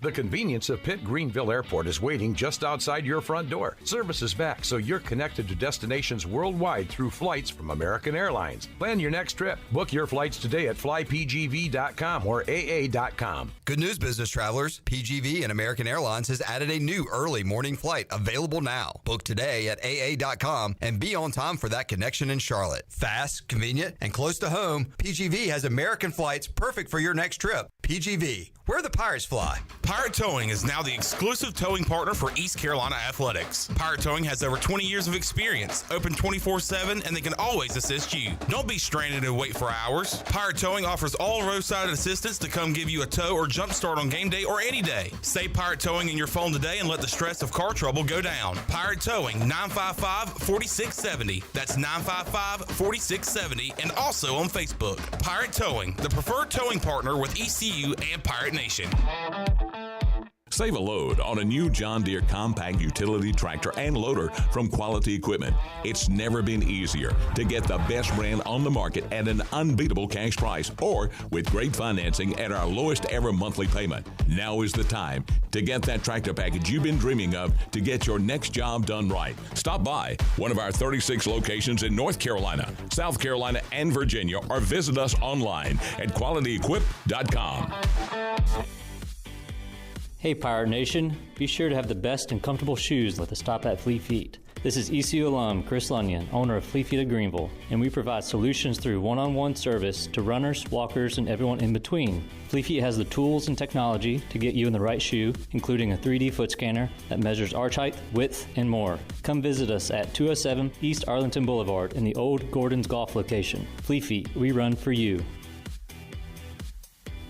Hey there, Eastern North Carolina. Jeff Stein at Brown and Wood. We have the 2024 Encore GX at 0.9 for 36 months. You heard it right, 0.9. We also have the Envision and the Enclave at 0.9. For GMC, we have the 2024 Sierra at 1.9%, the Terrain at 0.9%, and the all-new Hummer EV 849 lease for 24 months. Brown and Wood, 89 years in business in Greenville. 4 brands, 3 generations, 2 rooftops, and 1 goal: to make sure you leave a happy customer. Great food, great atmosphere, and great service is Ottavola Market Cafe. Ottavola is simply a restaurant that focuses on that, being a great restaurant. There's something for everyone at Ottavola. The menu offers a variety of great choices like pastas, pizzas, sandwiches, soups, salads, and seasonal rotating selections. Lunch or dinner, Ottavola is always the right call. Call ahead and get Ottavola to go, or stop by the bar for a drink with friends. It's simple. Come and eat at Ottavola Market Cafe, Red Banks Road next to Food Lion, and OttavolaMarket.com.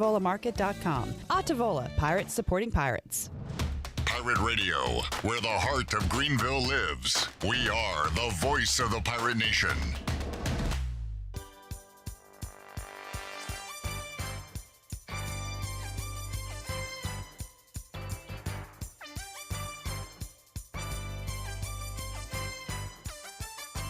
You're listening to the U.S. Cellular 5th Quarter Postgame Call-In Show. Here's Clip Brock. 317-1250 on the U.S. Cellular 5th Quarter Call-In Show. Clip Brock, Holton Naylors, Cade Norman. We got Young Cole. We got Jarrett Watkins, Shirley Rhodes. And we got Skip and Jeff hanging on. But first we get to Brent and Raleigh on the Big Rock Power Sports Live line. Hey, Brent. Hey, how you guys doing? All right, what's up? Not much. I just want to bring up 2 points. One point you guys talked about a little bit earlier, and that is the athletic administration. You know, whenever you run a company and the company's not doing well, typically you make a change at the CEO position, right? Not only do you make a change there, but you make a change to all the other C-suite executives.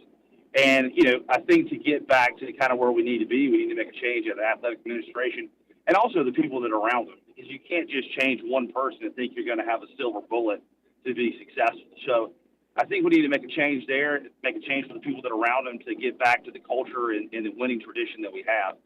Another point that you guys probably don't really touch on a whole lot is we have a whole generation of students that go to East Carolina that do not have or has never had a truly, winning tradition at East Carolina. And it doesn't really matter to you now, but in 25 or 30 years when these people are able to donate money, they're not going to donate money to East Carolina. Then what do you do, right? So once the old boosters kind of get older and for lack of a better word, die off, you have a whole group of people that went to East Carolina who are not passionate about East Carolina. So if you don't have those donors, what are we really going to have? And also by us not having, a good athletic department at the time being, you also don't have kids that want to come to East Carolina. And when you don't have those winning traditions and you don't have donors and you don't have students who are really excited about it, 25, 30 years from now, where are we going to be? So that's kind of my thought. I just didn't know if you guys are thinking on the same page or not. Yeah, I mean, that's a great point. And we've had just complete classes of, freshman to senior who have seen losing football at East Carolina. And yeah. I mean, that is a scary thing to think of. That's why it's so important to, get people in positions that are passionate about ECU. You talked about, the C level and getting people, not just the AD or not just the head coach, but the people around them. That is probably more important than... That's probably the most important call tonight, and that is something that we have to do if we ever make changes. Whatever you make changes in a business, it's about the people around you. The quote is, the obvious quote is, you're going to be most like the 5 people around you the most. Look at our AD, look at our head coach, and I know Coach Houston has really good people around. I'm not saying that, but above him, and I'm not saying they're bad people, but are they good for the job? Do they love ECU enough? Can they not sleep at night if ECU loses? And that's a question that we have to ask. Or are they just trying to get to their next job, to the bigger payday? Because that's what you got to get people in positions that love Greenville, that want to plant their family here and say, you know what? I'm living and dying with ECU, and I will not sleep until they're successful. And those are the type of people that you make the college football playoff with. Because if you get an AD in position and people around him in position that truly 100% care, I'm not saying John Gilbert doesn't care. I'm not saying that. But if you get someone who truly is loyal to ECU and say, I'm not going anywhere, this is where I'm going to be, and I'm taking this place to the top, or else they're going to have to pull me away. I'm not going to go accept another job. This isn't just a stepping stone, and that's how you become successful. It's hard to do, though. I don't know if it's even possible, to be quite honest with you, in today's world. All right, Brent. I think we had a good one when we had Coach Holland here. He put a lot of people around him that started to win. We had Skip here that did really well. So, I think it starts with administration. So, until we figure that one out, it's going to be a tough road. Good call, Brent. Thanks, man. There is Brent in Raleigh on the Big Rock Power Sports Live line. We go next to Jeff in Charlotte. What's up, Jeff? Hey, guys. I went to the game, embarrassed, of course. It seems to be this team is a sequel of last year.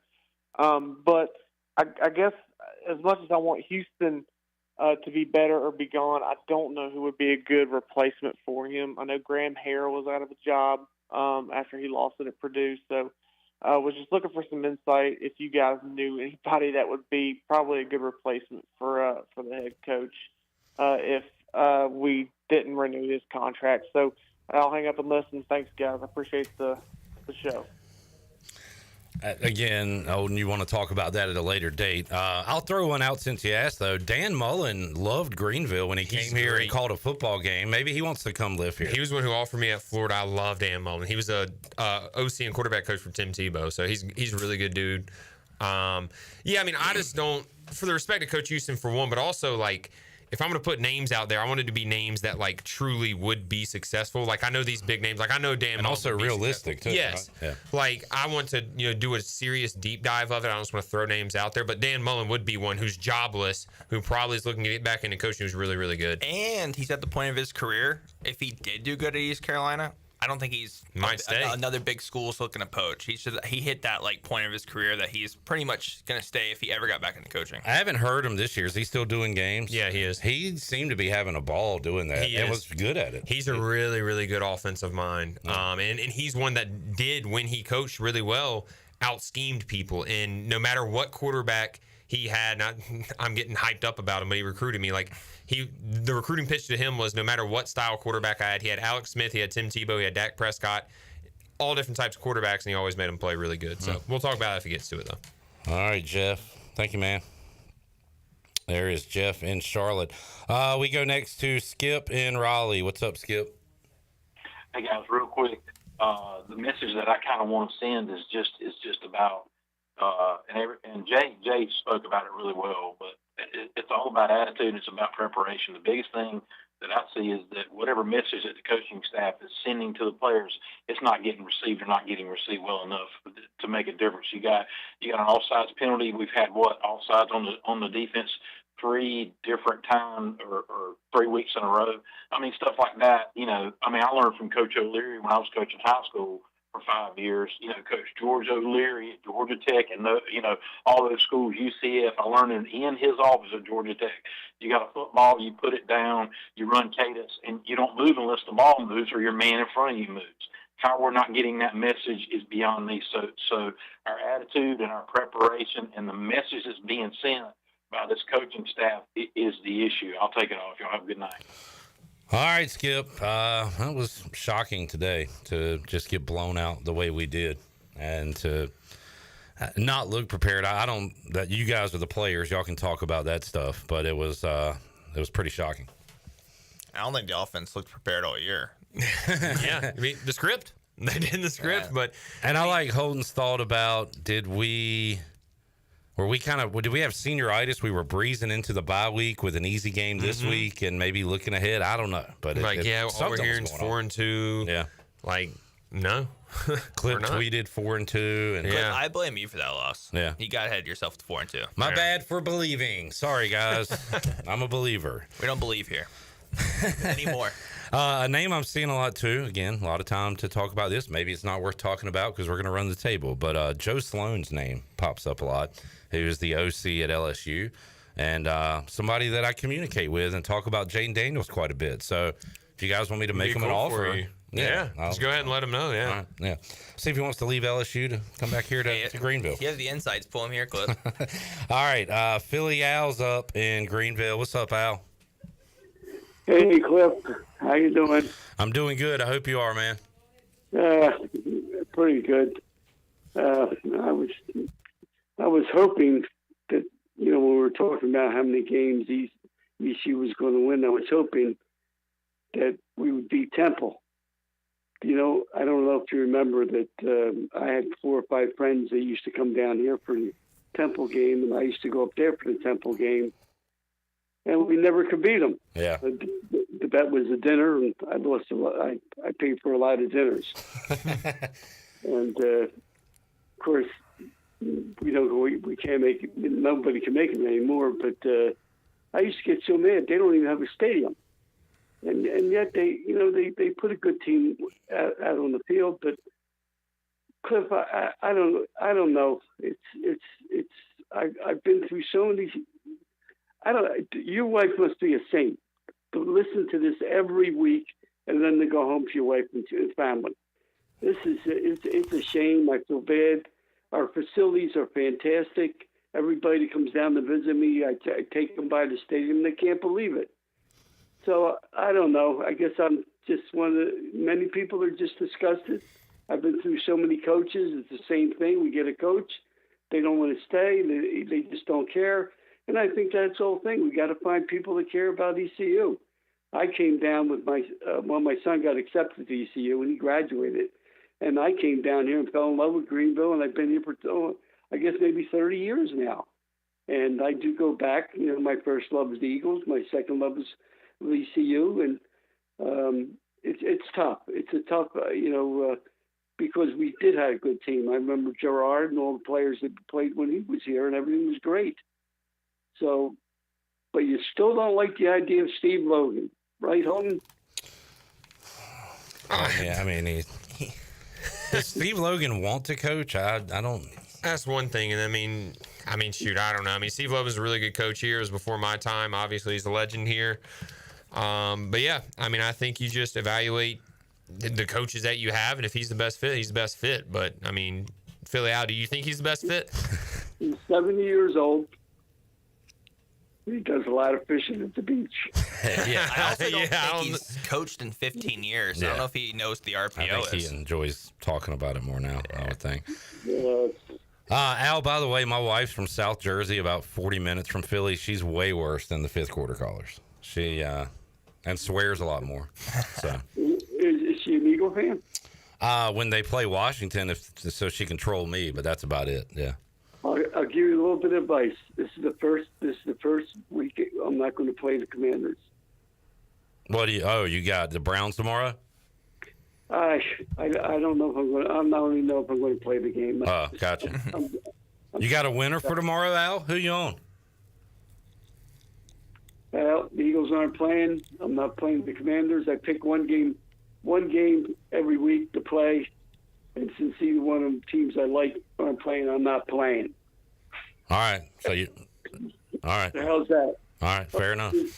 Talk to you next week. All right, I don't know Phil. what's going to happen, but we'll see what happens. All right, Philly Al. This is a bad call-in show to bring it up, especially what happened today. Everyone if we want to play hypothetical games, I'll play hypothetical games with everyone real fast. Everyone seems, if a decision was made to make a change, they want someone who loves this university and loves Eastern North Carolina. I think we have a guy here on staff who's a defense coordinator that absolutely loves Greenville, North Carolina, and he could have left a couple times already. And I know that tonight's probably not the night you want to hear me say that. It's definitely not, especially what his defense put up. But over the last 2 years, 3 years he's been here, one, he gets results done, and two, he absolutely loves this place. Someone said in the chat, Dwayne Ledford, he is a great Pirate. He recruited me at NC State. I mean, he went to go coach at NC State. He wanted to coach at ECU, though. Where's he at now, Holt? He was the offensive line coach for the Atlanta Falcons last year. I don't know what he's doing now, but he is a great, great, great Pirate. And you know who would come with him? Ruffin McNeil. He's very close with Ruff. Still the O-line coach, run game coordinator for the Falcons. Is he? Who had a tremendous win on Thursday night. All right, let's take our final break. We'll go last call for your calls. We want to get home and watch some Cal Miami and watch some football. But we got David, B. Pays, Will, and more of your calls when we return. U.S. Sailor fifth quarter call-in show after this.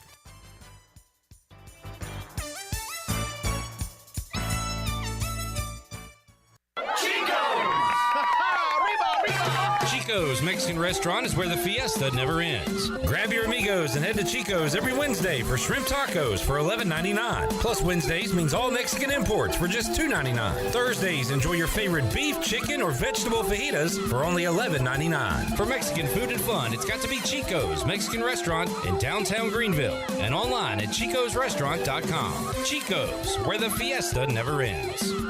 This is Talbot Green with Integrity Home Mortgage. Are you ready and pre-approved if the home you want to purchase comes for sale today? This is a very important step when trying to purchase a home in the current market. Integrity Home Mortgage offers a wide variety of loan programs. Our team of Talbot Green, Braxton Green, and Joanne Weir has over 50 years of experience and is committed to providing you with the superior customer service you deserve. To get started, call me, Joanne Weir, at 531-1148. Joanne Weir, NMLS 75974. For informational purposes only, Integrity Home Mortgage Corporation is equal housing lender, NMLS 208516. North Carolina State Parks invites you to enjoy camping your way. With the weather changing, booking your own cabin is the perfect solution for your camping getaway. Reserve campsites or cabins today at Jones Lake, Goose Creek, and Cliffs of the Neuse. Whether you enjoy traditional camping or air-conditioned cabins that can be rented with Wi-Fi, your next adventure can include hiking, beautiful scenery, and sunsets by the campfire. For information on booking a cabin, visit ncparks.gov. Listen up, Greenville. The Kawasaki Good Times Demo Tour is coming to Ron Ayers Motorsports Friday, October 25th and Saturday, October 26th. The Good Times Demo Tour is bringing its semi with over a dozen different demo models for you to test ride. In addition to the factory incentives, every demo rider is eligible for Kawi Cash, which could save you up to $500. To ride, you must be 18 years of age, have proof of a valid motorcycle endorsement, and pass a breathalyzer. Attendees are required to follow all local and state public health and safety safety regulations. Be sure to bring your riding gear. For full event details, check out ronairsmotorsports.com. Switching is easy. We do it all the time. We switch on the lights. We switch TV channels. Some of us switch partners while square dancing. Well, that's a stretch. But what's not a stretch is how you can switch and save with State Farm. In fact, this is State Farm agent Timothy Sawyer right here in Greenville. We can switch your auto and home insurance so you can start saving today. My team and I are ready to welcome you to the State Farm neighborhood. With Timothy Sawyer State Farm, it's easy to switch and save. Just give us a call, 493-0002. Like a good neighbor, State Farm is there.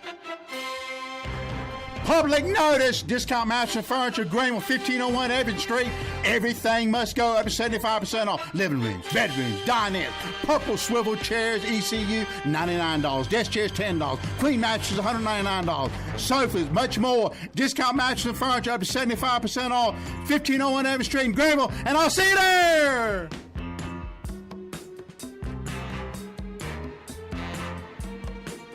At Chicken Salad Chick, we make our food from scratch every day using fresh quality ingredients. We have 12 flavors of chicken salad, plus soups, sides, sandwiches, and desserts. Whether you're craving traditional, savory, spicy, or fruity and nutty chicken salad, we have something for everyone. All of our delicious chicken salads conveniently packaged in take-home containers and multiple sizes for you or the whole family. Visit Chicken Salad Chick or order online today. Now open at 112 Red Banks Road in Greenville. Chicken Salad Chick.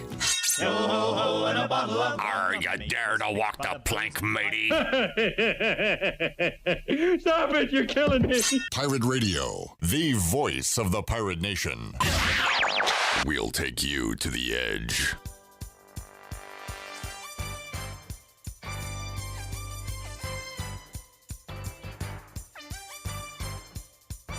You're listening to the U.S. Cellular fifth quarter postgame call-in show. Here's Clip Brock. All right. Last call for your calls, 317-1250. Shirley, Jared Watkins, Cole Martin. We got Cade Norman. We've got Holton Ahlers and all of you. Appreciate y'all tuning in tonight to the U.S. Cellular fifth quarter call-in show.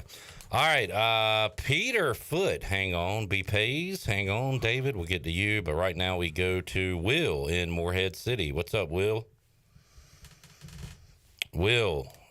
Your big moment, and you blew it. Let's go to David in Richmond. Hey, David. Hey, Clip. What's up? I'm actually, I had to pause the YouTube real quick to make sure I got picked up. But I'm originally from Taylorsville, North Carolina, which is where Raheem Craig's from on defense. So shout out to Raheem Craig. Got a sack today, I believe. He's playing well. But so that's in between Charlotte, North Carolina, and Boone, North Carolina. So obviously losing to App State in Charlotte has not been fun because my friends from high school have kind of been killing me about that. Yeah. Again, we have gone over this, but Mike Houston's still winless against FBS North Carolina schools, right? And that's going to go on for another year. Yeah, correct. So I started school in 2017. Didn't have the best of years, I will say that. But I was first year college student. Little brother started after me. I graduated in 2021, and that's when I will say, shout out to Holton. I was the biggest critic at the time, but Holton figured it out, you know? And my little brother saw a bowl game, so shout out to Holton for that.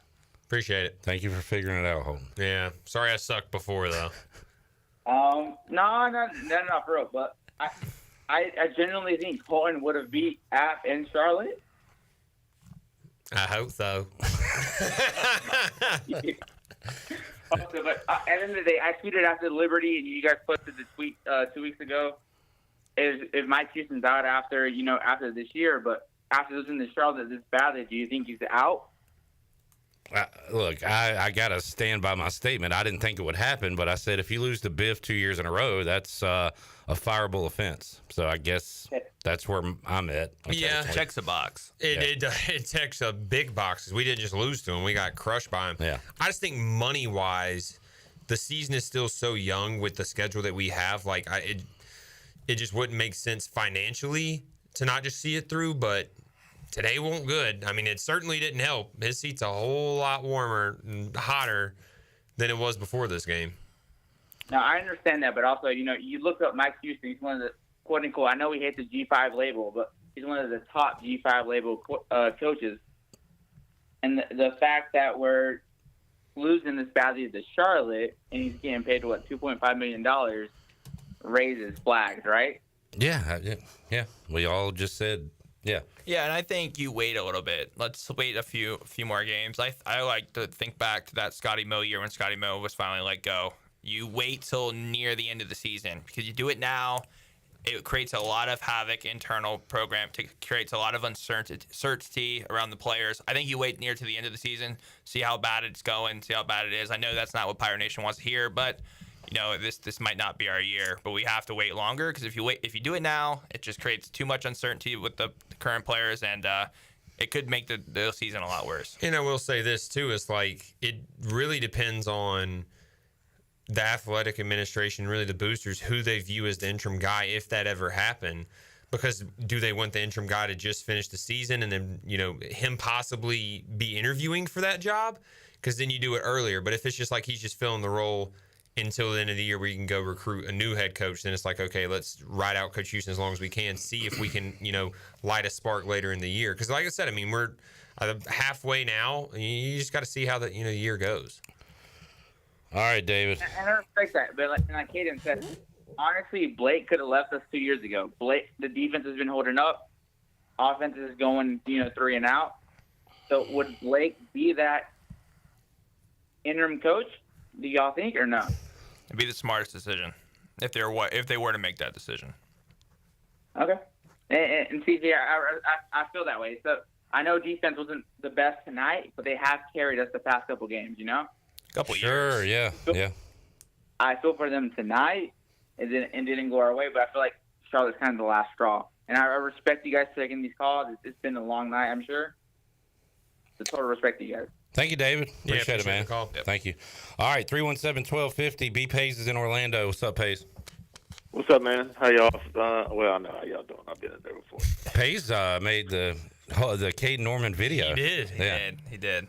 I don't know if you saw that this week. From a video? Yeah. I didn't see that. You got to. Everybody needs to watch Cade Norman losing his mind in his picks videos. This is a great plug. Follow at Whole Ayler Show on X, and then obviously Pirate Radio too. We all post it. So Caden's getting pretty famous on Twitter right now. Caden, you were hosting some sort of call-in show regarding fast food or something, and you hollered out B Pays. It was a plug for the fifth quarter call-in show promo, and I was acting like I was talking to Brent and Kanita, who we have not heard from tonight. Yeah, B Pays, two legends of the call-in show.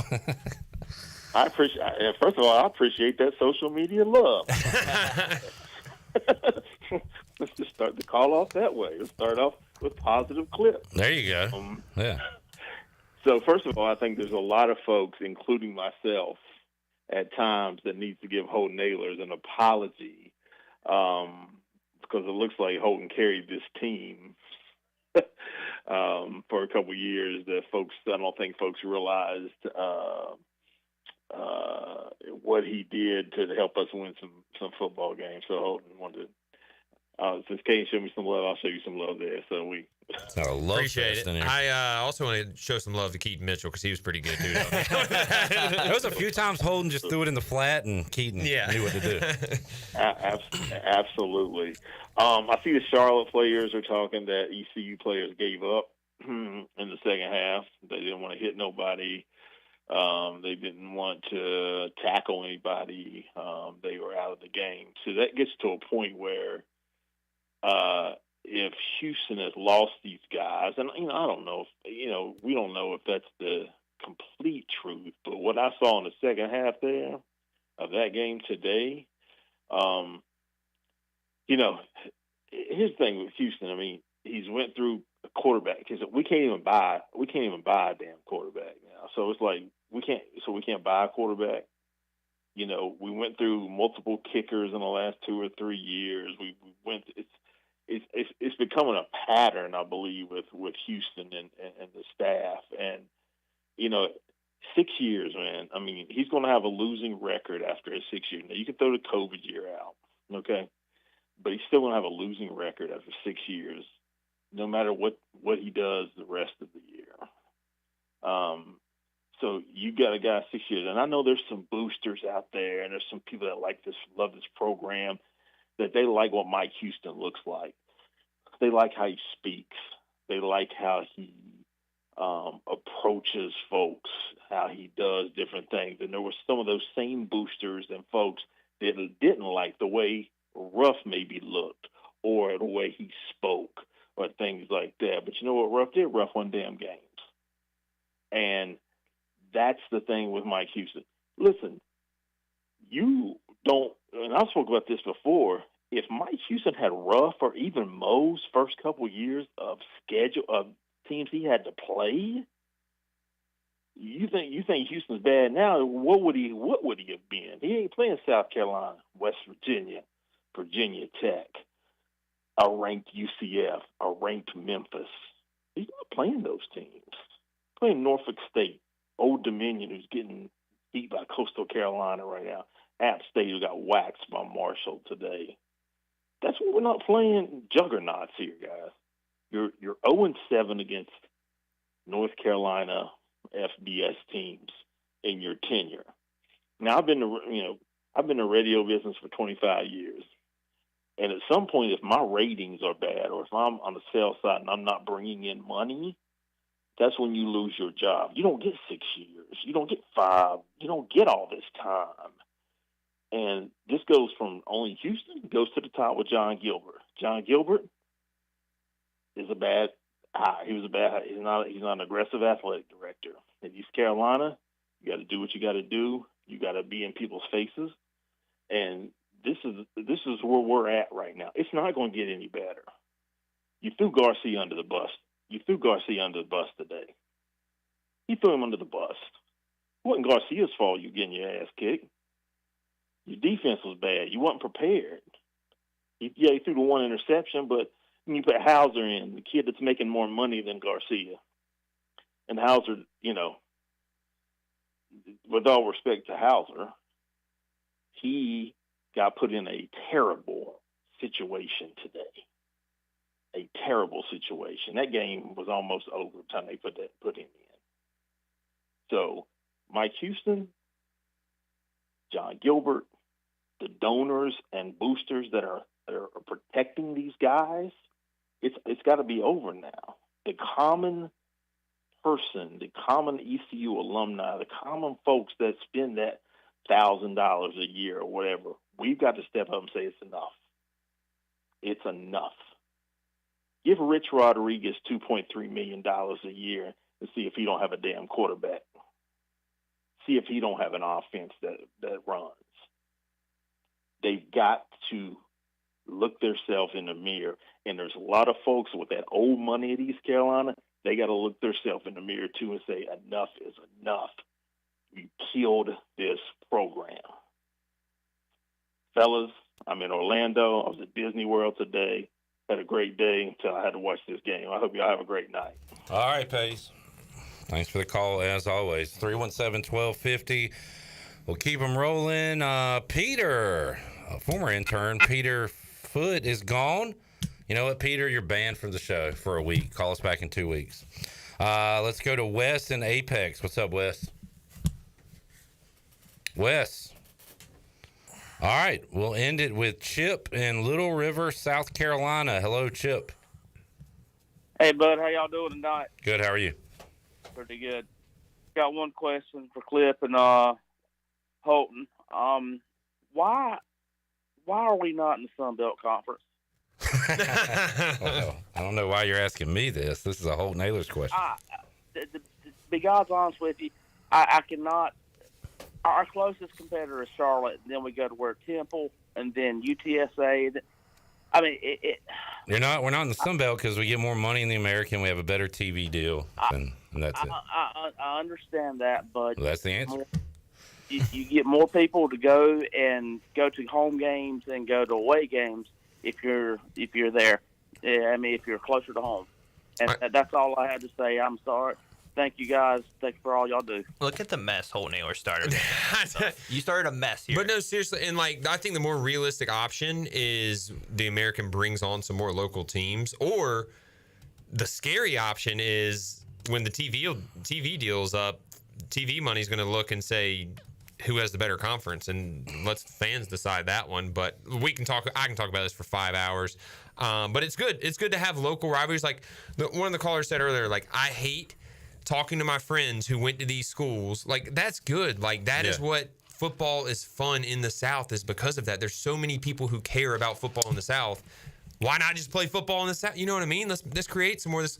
It was good with Charlotte. I've been chirping back and forth with, Charlotte's all-time leading passer where I'm on the podcast, and then their fans are chirping back with me. Like, that's what's fun about it. I'm not chirping with Temple's fans. I'm not chirping with Rice's fans. Like, let's create some local rivalries no matter what conference we're in. Let's do it. G5 South Super Conference. There we go. All right, let's get our Brown and Wood drive of the game brought to you by Brown and Wood. I feel like Bob Uecker in Major League. Brown and Wood drive of the game, serving the Pirate Nation, Eastern North Carolina, for over 80 years. Brown and Wood has 4 brands, 3 generations, 2 showrooms, 1 goal, that you leave a happy customer every time. Brown and Wood on Greenville Boulevard, online, brownandwoodauto.com. How about a quick 3-play drive? They hit a big pass play. Who'd they hit right before the Savage touchdown? Do y'all remember who? Sowell. Right, thank you, J-Bone. And always good to see T-Sav get into the end zone. So I'll go 3-play, 74-yard drive to make it 14-10 second quarter. We were in a game at that point. I'm going to say I don't know if this was a drive or not, but the kickoff return for a touchdown clip. That was my favorite. That one got Holden excited. I was in here cheering. Everyone else was in the freaking kitchen over there eating, and I started cheering. No, I'm going to go with the Montgomery touchdown. I thought it was a 28-point play, the way you were cheering so much. You're going with what? The Montgomery touchdown. Man. Let's get him the ball more. 48-yard scamper. Yeah. For London Montgomery. All right, we'll go around the horn real quick. Jarrett, final thoughts. Tough one today, man. Yeah, an embarrassing loss, but I mean, hey, at least we wore cool uniforms, I guess. Jarrett is the uniform hater guy. At least when people talk about uniforms. At least we're having good practices on Tuesdays and Wednesdays. All right, sarcastic Jarrett. But the final boss is back. Who cares? Yeah, The Rock did return tonight. Shirley, your thoughts on this 55-24? Good grief, loss. I'm glad it's our bye week. That's what was going to be my thought. And I'm 2 hours away from officially kicking off birthday week. That's all I got. Oh, Shirley birthday week. That's a big one. On a bye week. Young Cole, what's up? Yeah, so I'm not one to be negative about ECU athletics. I'm pretty positive for the most part, year in, year out.